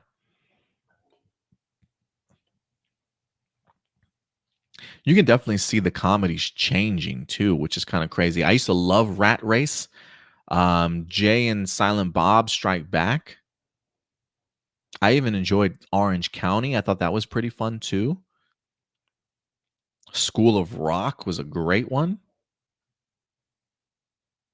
Napoleon Dynamite, Shaun of the Dead, 2004. Anchorman, Dodgeball, White Chicks, Meet the Fockers. Yeah, man, that was early 2000s. Late man, it was a good years for good years for comedy. Good years for comedy. What impact did Bruce Lee, Jackie Chan, Jet Li, and other um, famous martial artists bring to pop culture when it comes to movies? And why do you think many modern day actors can't seem to replicate their moves and badass status? I think they can definitely replicate their moves. Modern actors. Um, I think the issue is making martial arts films connect with audiences today. You know, I think Jackie Chan was able to really do that. Also I think a lot of these actors definitely had success over in Japan and China, or I should say, overseas, if you will, before even making it big here in the States. I think today's day and age is a little bit different. We don't see movies like Enter the Dragon or Rumble in the Bronx. Like that type of stuff doesn't really pop up in movie theaters so much anymore. I kind of wish that they did, because I trust me when I say, like, Tony Jaa, I've seen him do some incredible moves. So I don't necessarily think it's the idea of them not being able to replicate their moves or badass status. I think it's just hard to find a niche today in regards to like what American audiences would certainly like to see. You know what I mean? And trying to bring that to the big screen. Um, the I cannot remember his name, but the gentleman from The Raid, he's rather incredible to watch. Also, as far as like what impacts, I mean, they definitely were cultural icons whenever they dropped. I mean, Bruce Lee was like on every kid's posters and walls growing up, I'm sure, during like the 70s and 80s and 60s and stuff. As far as like the full on impact, I mean, they definitely changed the game when it comes to martial arts in general, in the sense of being able to showcase something of like their actions on screen in regards to how like maybe action films are certainly made, and the idea of maybe taking martial arts films seriously, getting the opportunity to kind of see, this culture kind of shine and given opportunities that it probably wouldn't have in other places, sort of thing. So definitely changed the landscape for sure. Even the opportunity of like seeing Jet Li, he came the 2000s also. you just got to find that niche for you. It felt like Jet Li. When I remember Jet Li, what was it? Not Enter the Dragon. What was that Aaliyah movie that he was in? I felt like Jet Li like infiltrated hip hop culture and found a great niche for him to be introduced to the world through that also. So yeah, I think it's just a way of trying to find your way into the US audiences is more the key, if anything. And also, I think the idea of learning the language really does go a long way too. Bruce spoke English, Jackie Chan and Jet Li both spoke English. Maybe not the best English, but it's something that they certainly worked on, right? Whereas I think of like Tony John, even the guy from The Raid, I don't necessarily know if they speak English or if they do, maybe not super well. So it could be also, lost in translation sort of idea. So yeah, that definitely helps as well. Of course, I would ask this because I love this movie to death. But what did you think when the news came that Bumblebee movie was coming out, and were you worried about seeing another Transformers film, but turned out to be pretty fantastic? And do you see Hasbro's next Transformers film being even better or as great as Bumblebee? No, I don't. I don't see it. Like I will say this: when it was first announced, I was actually pretty excited, and I was excited because of the fact that I knew who was going to be on board. Like you tell me, Haley Steinfeld and Travis Knight were going to be on board. I felt enthusiastic. I felt very optimistic about it. While I think that might have been Travis Knight's first live action directorial debut, I've always believed in Travis Knight's ability to know what he wants to see on screen. I've compared Travis Knight to Dave Filoni or Dave Filoni to Travis Knight in the sense of two people that most of their careers have expanded in animation, and they have that eye, for what they visually want to see, and then they have the artist put it on screen for them. But I was always on a believer that if you have that type of ability to know what you visually want to see, that you can use that imagination gift that you have and bring that to live action. And it's been working for Dave Filoni.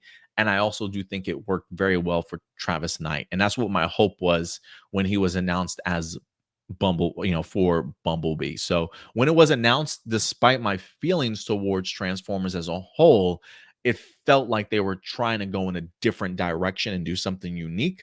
And for that, I was very much excited for. Now, whether or not this new Transformers movie is going to be even better, I do have my doubts. There is a part of me that wonders if Hasbro took the success of Bumblebee for granted and are now going back to maybe the Michael Bayisms of what Transformers was before. I guess for me, my issue was I'm hoping they don't forget to include the heart in this movie.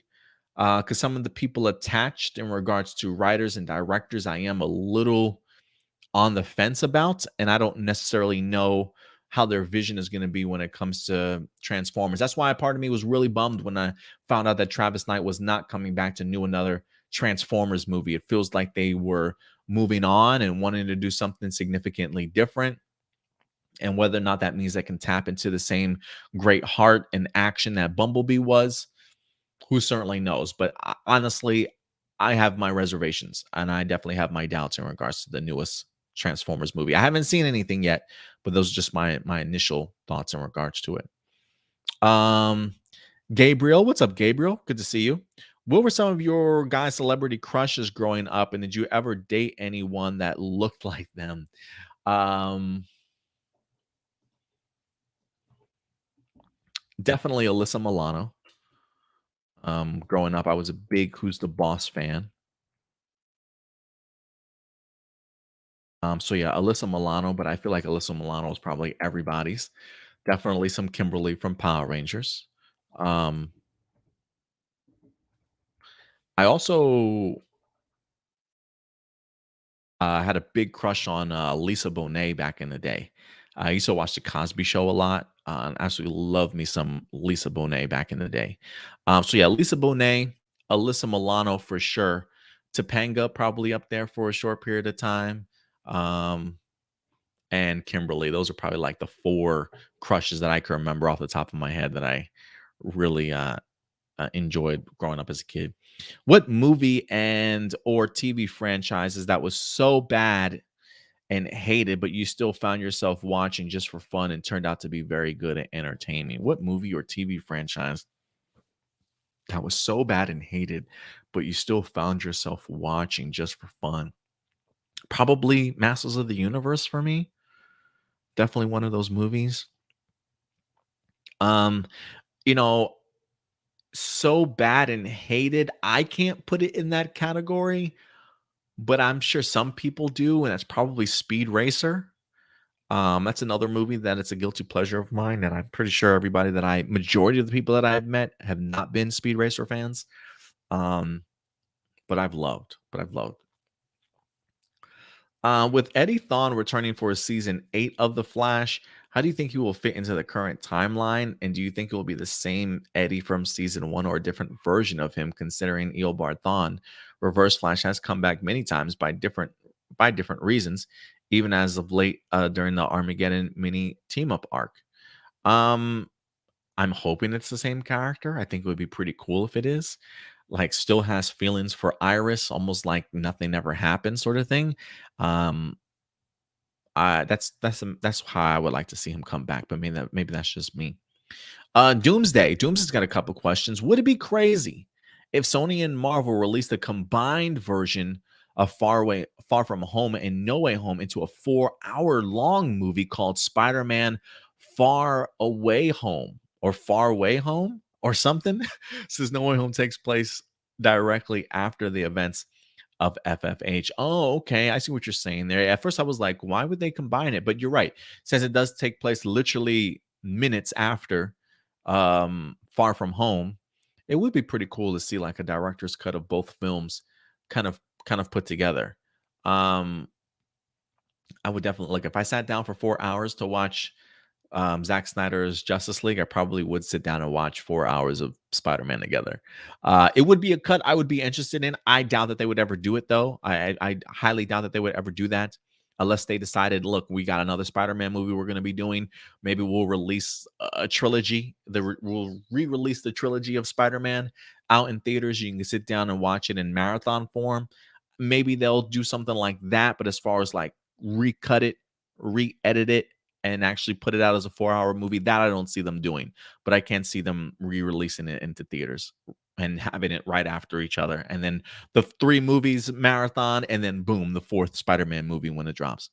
Which Spider-Man movie would you be most looking forward to? Spider-Man 4 with Tobey or Amazing Spider-Man 3? Spider-Man 3. Amazing Spider-Man 3. Um, I said this before when we did our review for No Way Home. I definitely felt Tobey Maguire and Andrew Garfield's Spider-Man got the proper send-offs, proper impact, fantastic sort of final moments that I personally would like to always remember them as. If we never get the opportunity to see them again, I think No Way Home did a great job in regards to wrapping up their stories, putting a great cherry on top for maybe a Spider-Man 4 and Amazing Spider-Man 3 that we never got the opportunity to see.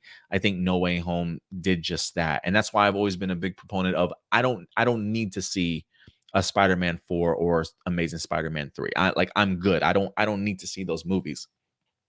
And I don't think Sony needs to make them. But if Sony did decide to pull the trigger on any of these, I would probably want to see the Amazing Spider-Man 3. One, because while, yeah, the Amazing Spider-Man 2 movie wasn't the best, I definitely do think it's got some redeeming qualities to it. And even coming into the box office as like 700 plus $1 million, I was just under the impression there's no way we don't get a sequel to Spider-Man 2, the Amazing Spider-Man 2. And then surprisingly, we did not. I thought the movie made enough money to certainly warrant a sequel, but unfortunately, it just never did. So I would love to see Andrew Garfield get that opportunity again. Again, that we talked about this at the top when we mentioned Madam Web, the idea that the Sony universe of Marvel characters is Spider-Man less at the moment, yet they continue to utilize these Spider-Man characters, which is smart. But I'm ready for a Spider-Man to be thrusted into that world. And I personally would love it to be Andrew Garfield. It seems as though, one, he seems open to it. If it makes sense for the Peter Parker character for him to continue to explore. And I think with them even building up that world on the Sony side, definitely thinks it gives him a brand new playground to work in and certainly enjoy. So I definitely think there's a lot more opportunity there. Whereas Toby, Toby, he's done it all. He's done it all. He's getting up there in age. He's definitely the veteran Spider-Man. It was great to certainly see him back in this No Way Home movie. But Homeboy's got back problems. He's stretching and stuff, right? He's had his adventures as Spider-Man, and so I'm good with it. I'm good with it. Let's see here. Two more questions here. Joey Thompson. Hope you guys are having a great weekend. Thank you very much, Joey. I don't know if this is a bad question to ask, but what do you guys think of the reviewers on YouTube versus actual movie and TV critics? Do you think both judge TV and film the same way? And often are the reasons shows and films don't get a second chance after its first season or first movie? I personally don't. I don't think they're the reasons why shows or films don't get second chances.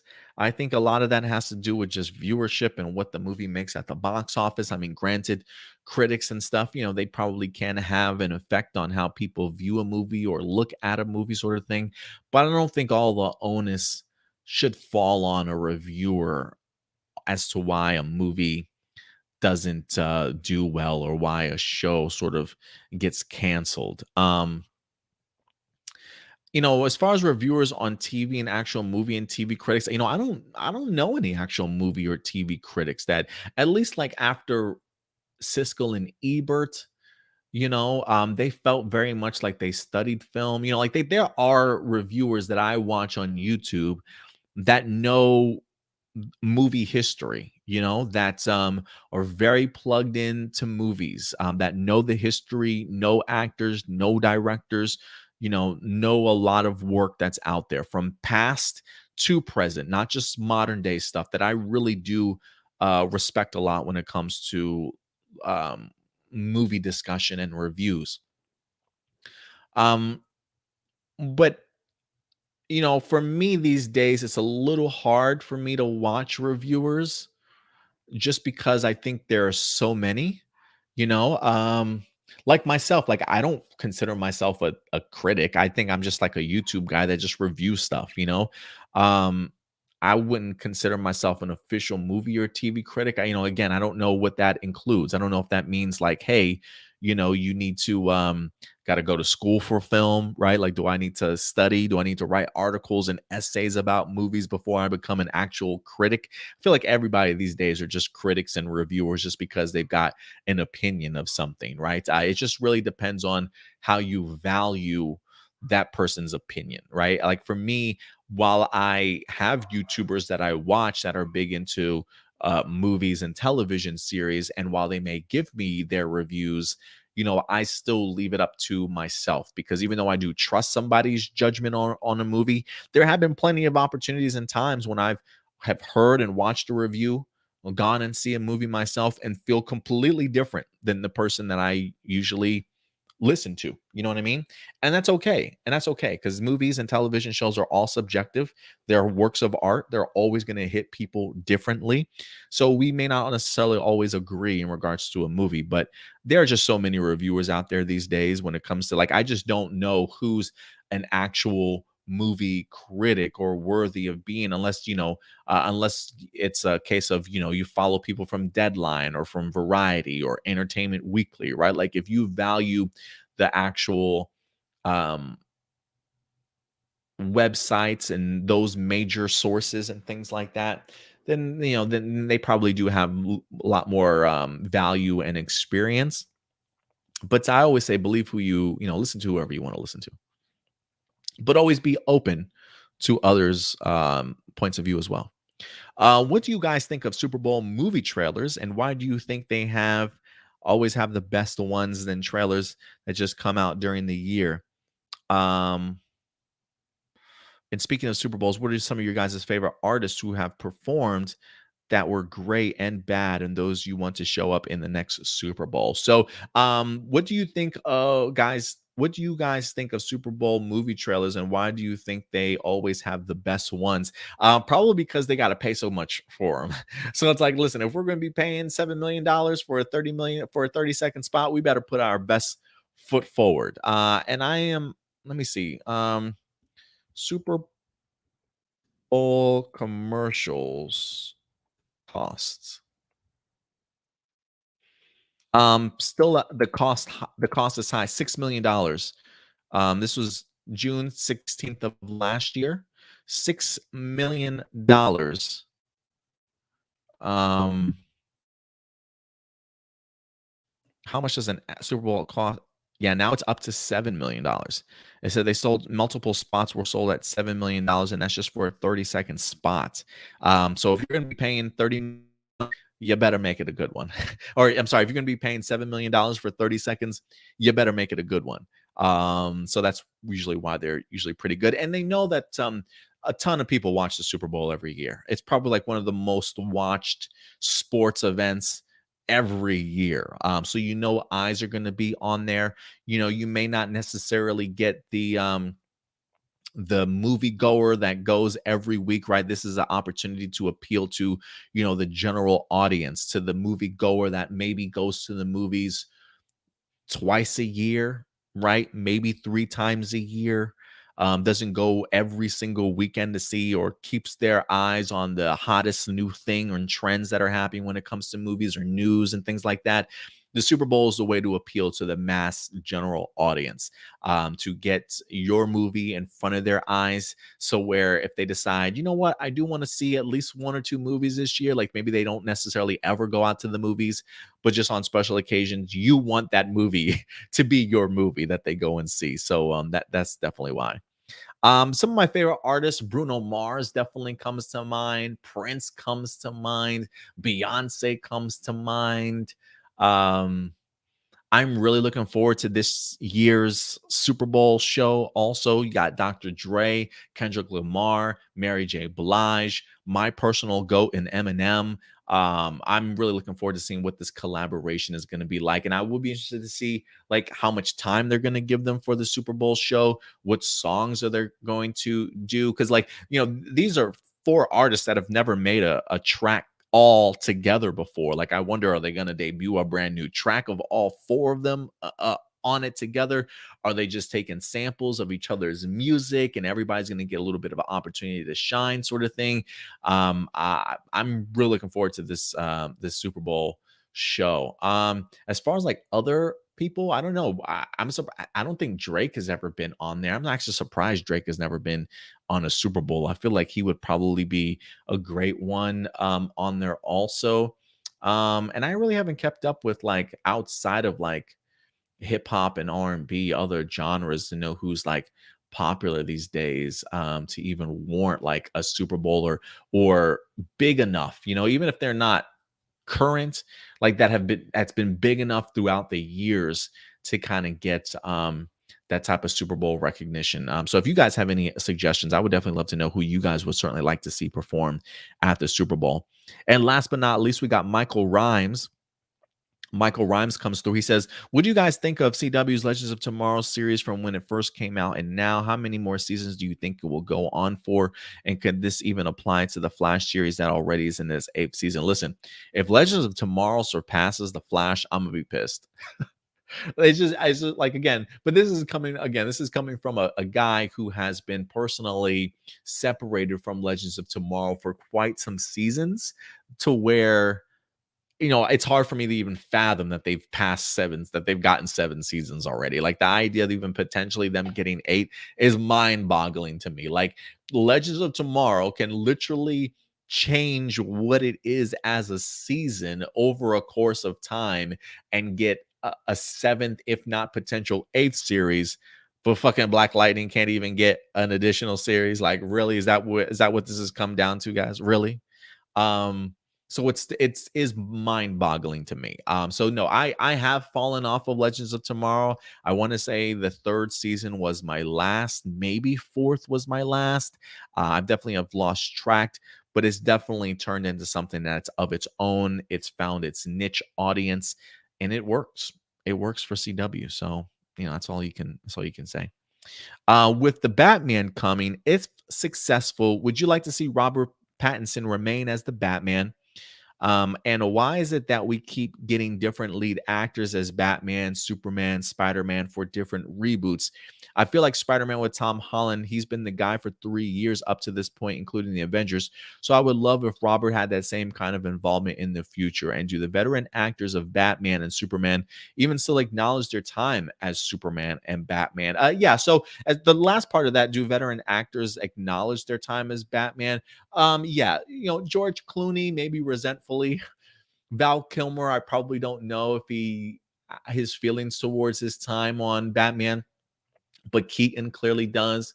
Affleck certainly still does as Batman, even though he's definitely acknowledged his time as Batman, some of the ups and downs during that time period. Christopher Reeves definitely talked highly about his time.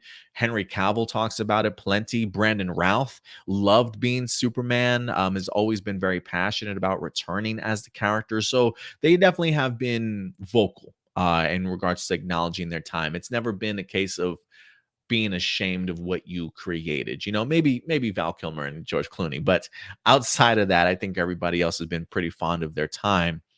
But listen, Robert Pattinson is somebody that I would like to see reprise his role as Batman if in fact successful. You make a good point with Tom Holland. He's given us 3 Spider-Man movies. He's been in other MCU movies. And he's been legitimate our Spider-Man officially now. The fact that he's coming back for another trilogy, I think does set him up head and shoulders above what we got with Toby and Andrew, kind of cementing him as the it sort of Spider-Man. And that is something that I personally would like to see Robert Pattinson claim for himself also.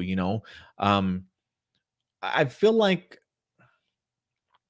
they've always been a revolving door. And I think it's any time that they've decided to sort of change tone and the vision of what they want these characters to kind of be, right? Like Michael Keaton had Tim Burton, for 2 movies. He talked about the idea of being offered a third Batman movie, but then got the script from Joel Schumacher and saw just tonally how vastly different his Batman was going to be from the Tim Burton stuff. And so he decided to kind of step away. And with Joel Schumacher, we wind up getting 2 different Batmen. And then again, with Christopher Nolan, we wind up getting another Batman in Christian Bale, right? So I think it all depends on the tone that you're setting. The idea that you have somebody that's got a vision for what they want their character to be. Like for me, it'll be interesting to now see with John Watts leaving the Spider-Man franchise, who comes in and who's then going to have the reins for how Tom Holland acts as Spider-Man. Now, look, we are getting into a different time period of Peter's life, right? Like maybe John Watts was perfect for like that coming of age tale for Peter Parker and him coming not only through high school, but also his journey as Spider-Man.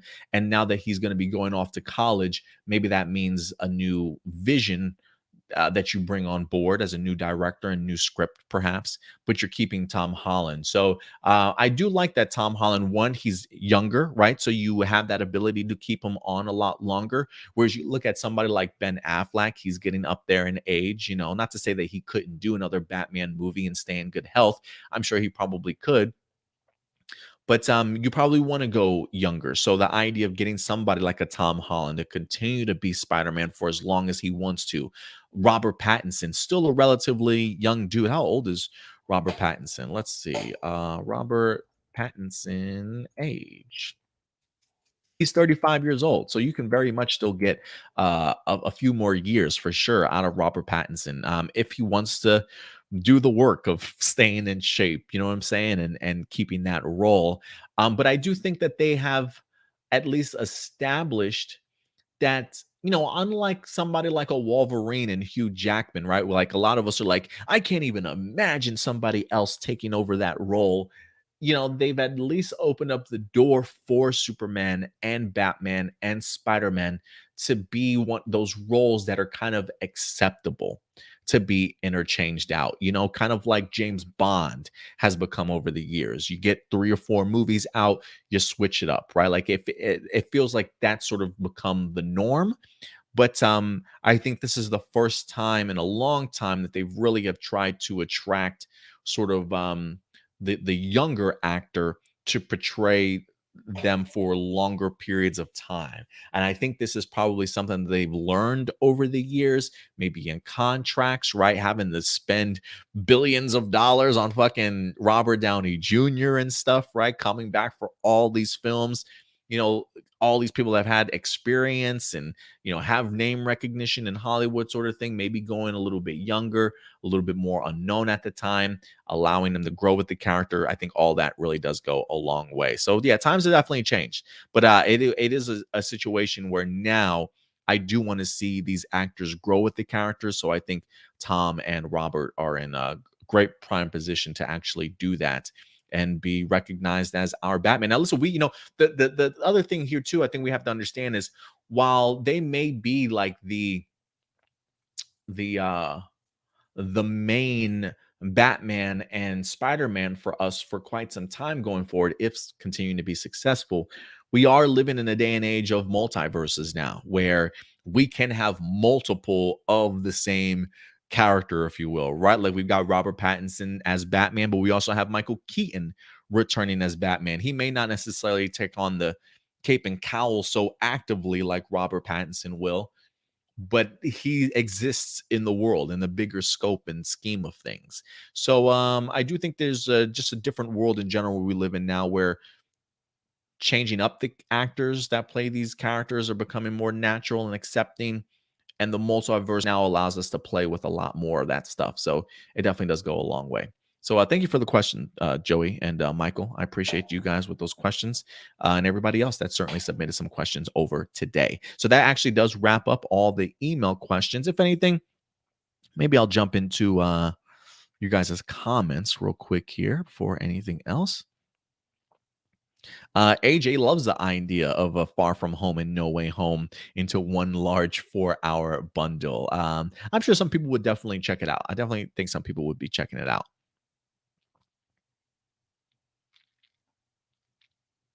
What's up, Loyal? Good to certainly see you. Thank you very much. Saying you sound like a professional when doing reviews. Well, thank you. I've watched a lot of movies in my life, so maybe that's where it comes from. Datilla says, I rarely read movie reviews. Honestly, the trailer does it for me. If the trailer doesn't catch my interest, then I don't bother watching the movie. I used to read a lot of reviews. I used to watch a lot of reviews, but there's a part of me that kind of stopped because, as much as you try not to let a review change your expectations for a movie, I think sometimes it does subconsciously. And so for me, I try and go into a movie as blind as possible without other people's points of view or perspectives. Granted, even if I do watch, it depends on what the movie is. Like if there is a movie that I really want to watch and I'm not watching it on, say, like opening day, and I've got to wait a couple days, there's 1 or 2 people I might go to for like a non-spoiler review just to get an idea, and then maybe that's about it. But I find myself even more and more these days just not watching reviews, or at least like the early reactions to movies that drop, right? People that go see premieres early, like that Tuesday or that Monday before it actually drops, like on that Thursday or Friday, and you've got all the internet talking about it, sort of thing. I really try to avoid those because I feel like the last 2 or 3 films that I've watched that have had great early reactions just have not done too well. When fans and general public actually get the opportunity to watch it, and it's actually lowered my anticipation. Like I wasn't necessarily the biggest fan of some of these films, so I do try to avoid reviews a lot more these days than I used to. What's up, Dwayne? Good to see you in here. Dwayne says, "Hey, buddy, how are you doing today? I got a couple questions about the CW. Why the CW should get into the speed off, but the seat don't want to do painkiller to see what we don't want to do." I'm not quite understanding, Dwayne.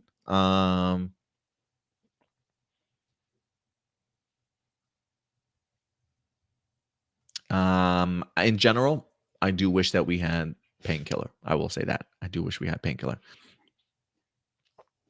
AJ says, didn't Tom say that he doesn't want to be 30 years old and still playing Spidey, or did he change his mind? I don't mind if we start getting Miles Morales live action. Yeah, he definitely did say that. That he doesn't want to be. He said, if I'm still playing Spider-Man after I'm 30, something's wrong. But then I did recently just also read him say that he does hold the character true to his heart, and wants to play Spider-Man for the rest of his life. So I guess it just depends on what the trajectory of um, your trajectory of your career is going to be. I always say never.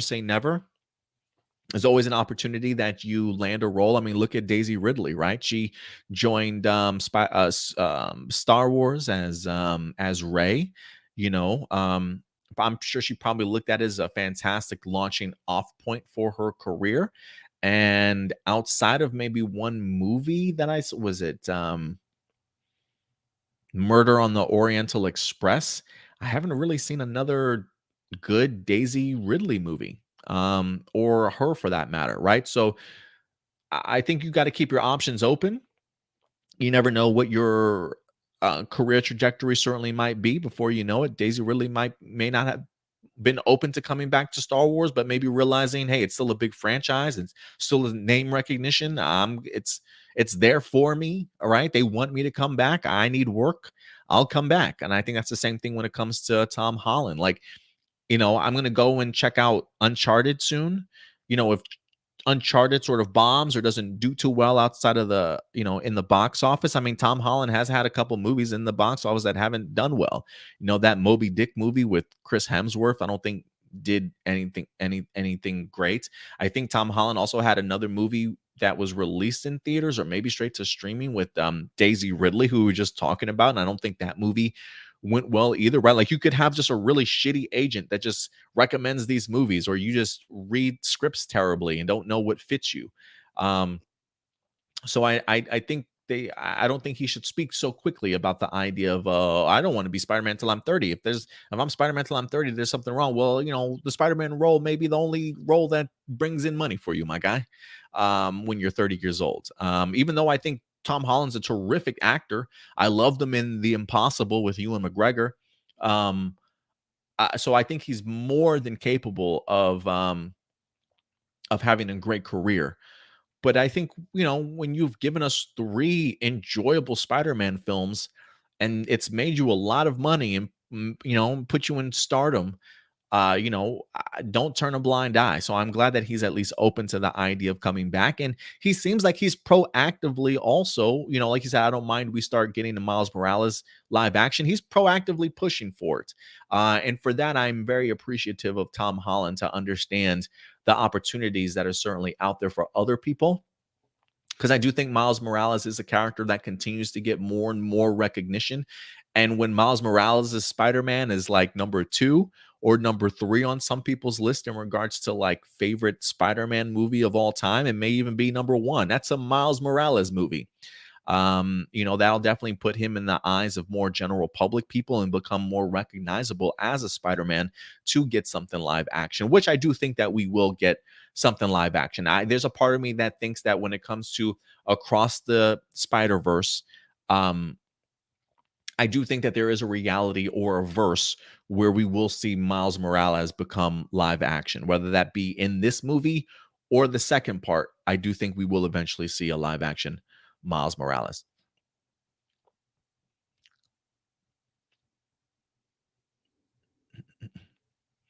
Jared, what's up, Jared? He says, I heard CW is going to do a Gotham Knights and Supernatural spin-off sequel. Yes, they haven't been greenlit for a full series yet, but they have been greenlit for a pilot. So the CW at least wants to see what it could potentially be first before possibly picking them up. Like Walker, I think Walker, I don't know how long Walker's been on TV already, maybe 1 or 2 seasons, who knows, maybe it's been on 3, I have no idea. I feel like Walker's a pretty brand new series, and they already are getting themselves a potential spin-off series also. Again, that one's been ordered as a pilot.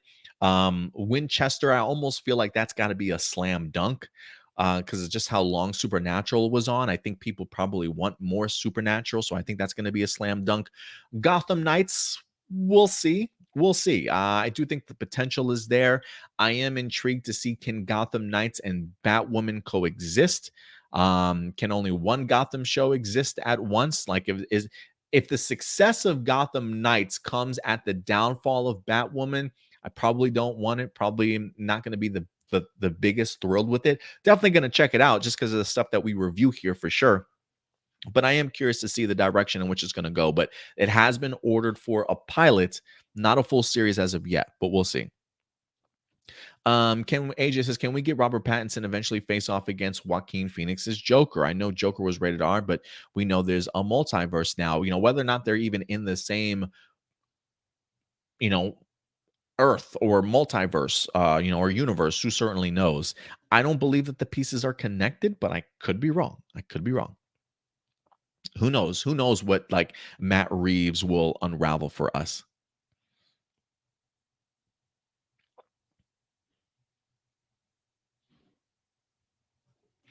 Oh, Dwayne says, "Hey, buddy, I meant to say that this is why the CW social getting spinoff, but we cannot get Painkiller is what I meant to say. Yeah, I do wish we had gotten Painkiller. I do think Painkiller would have been a great addition to CW, and I really want them to eventually tackle Yara Flora, giving us maybe an eventual Wonder Girl series.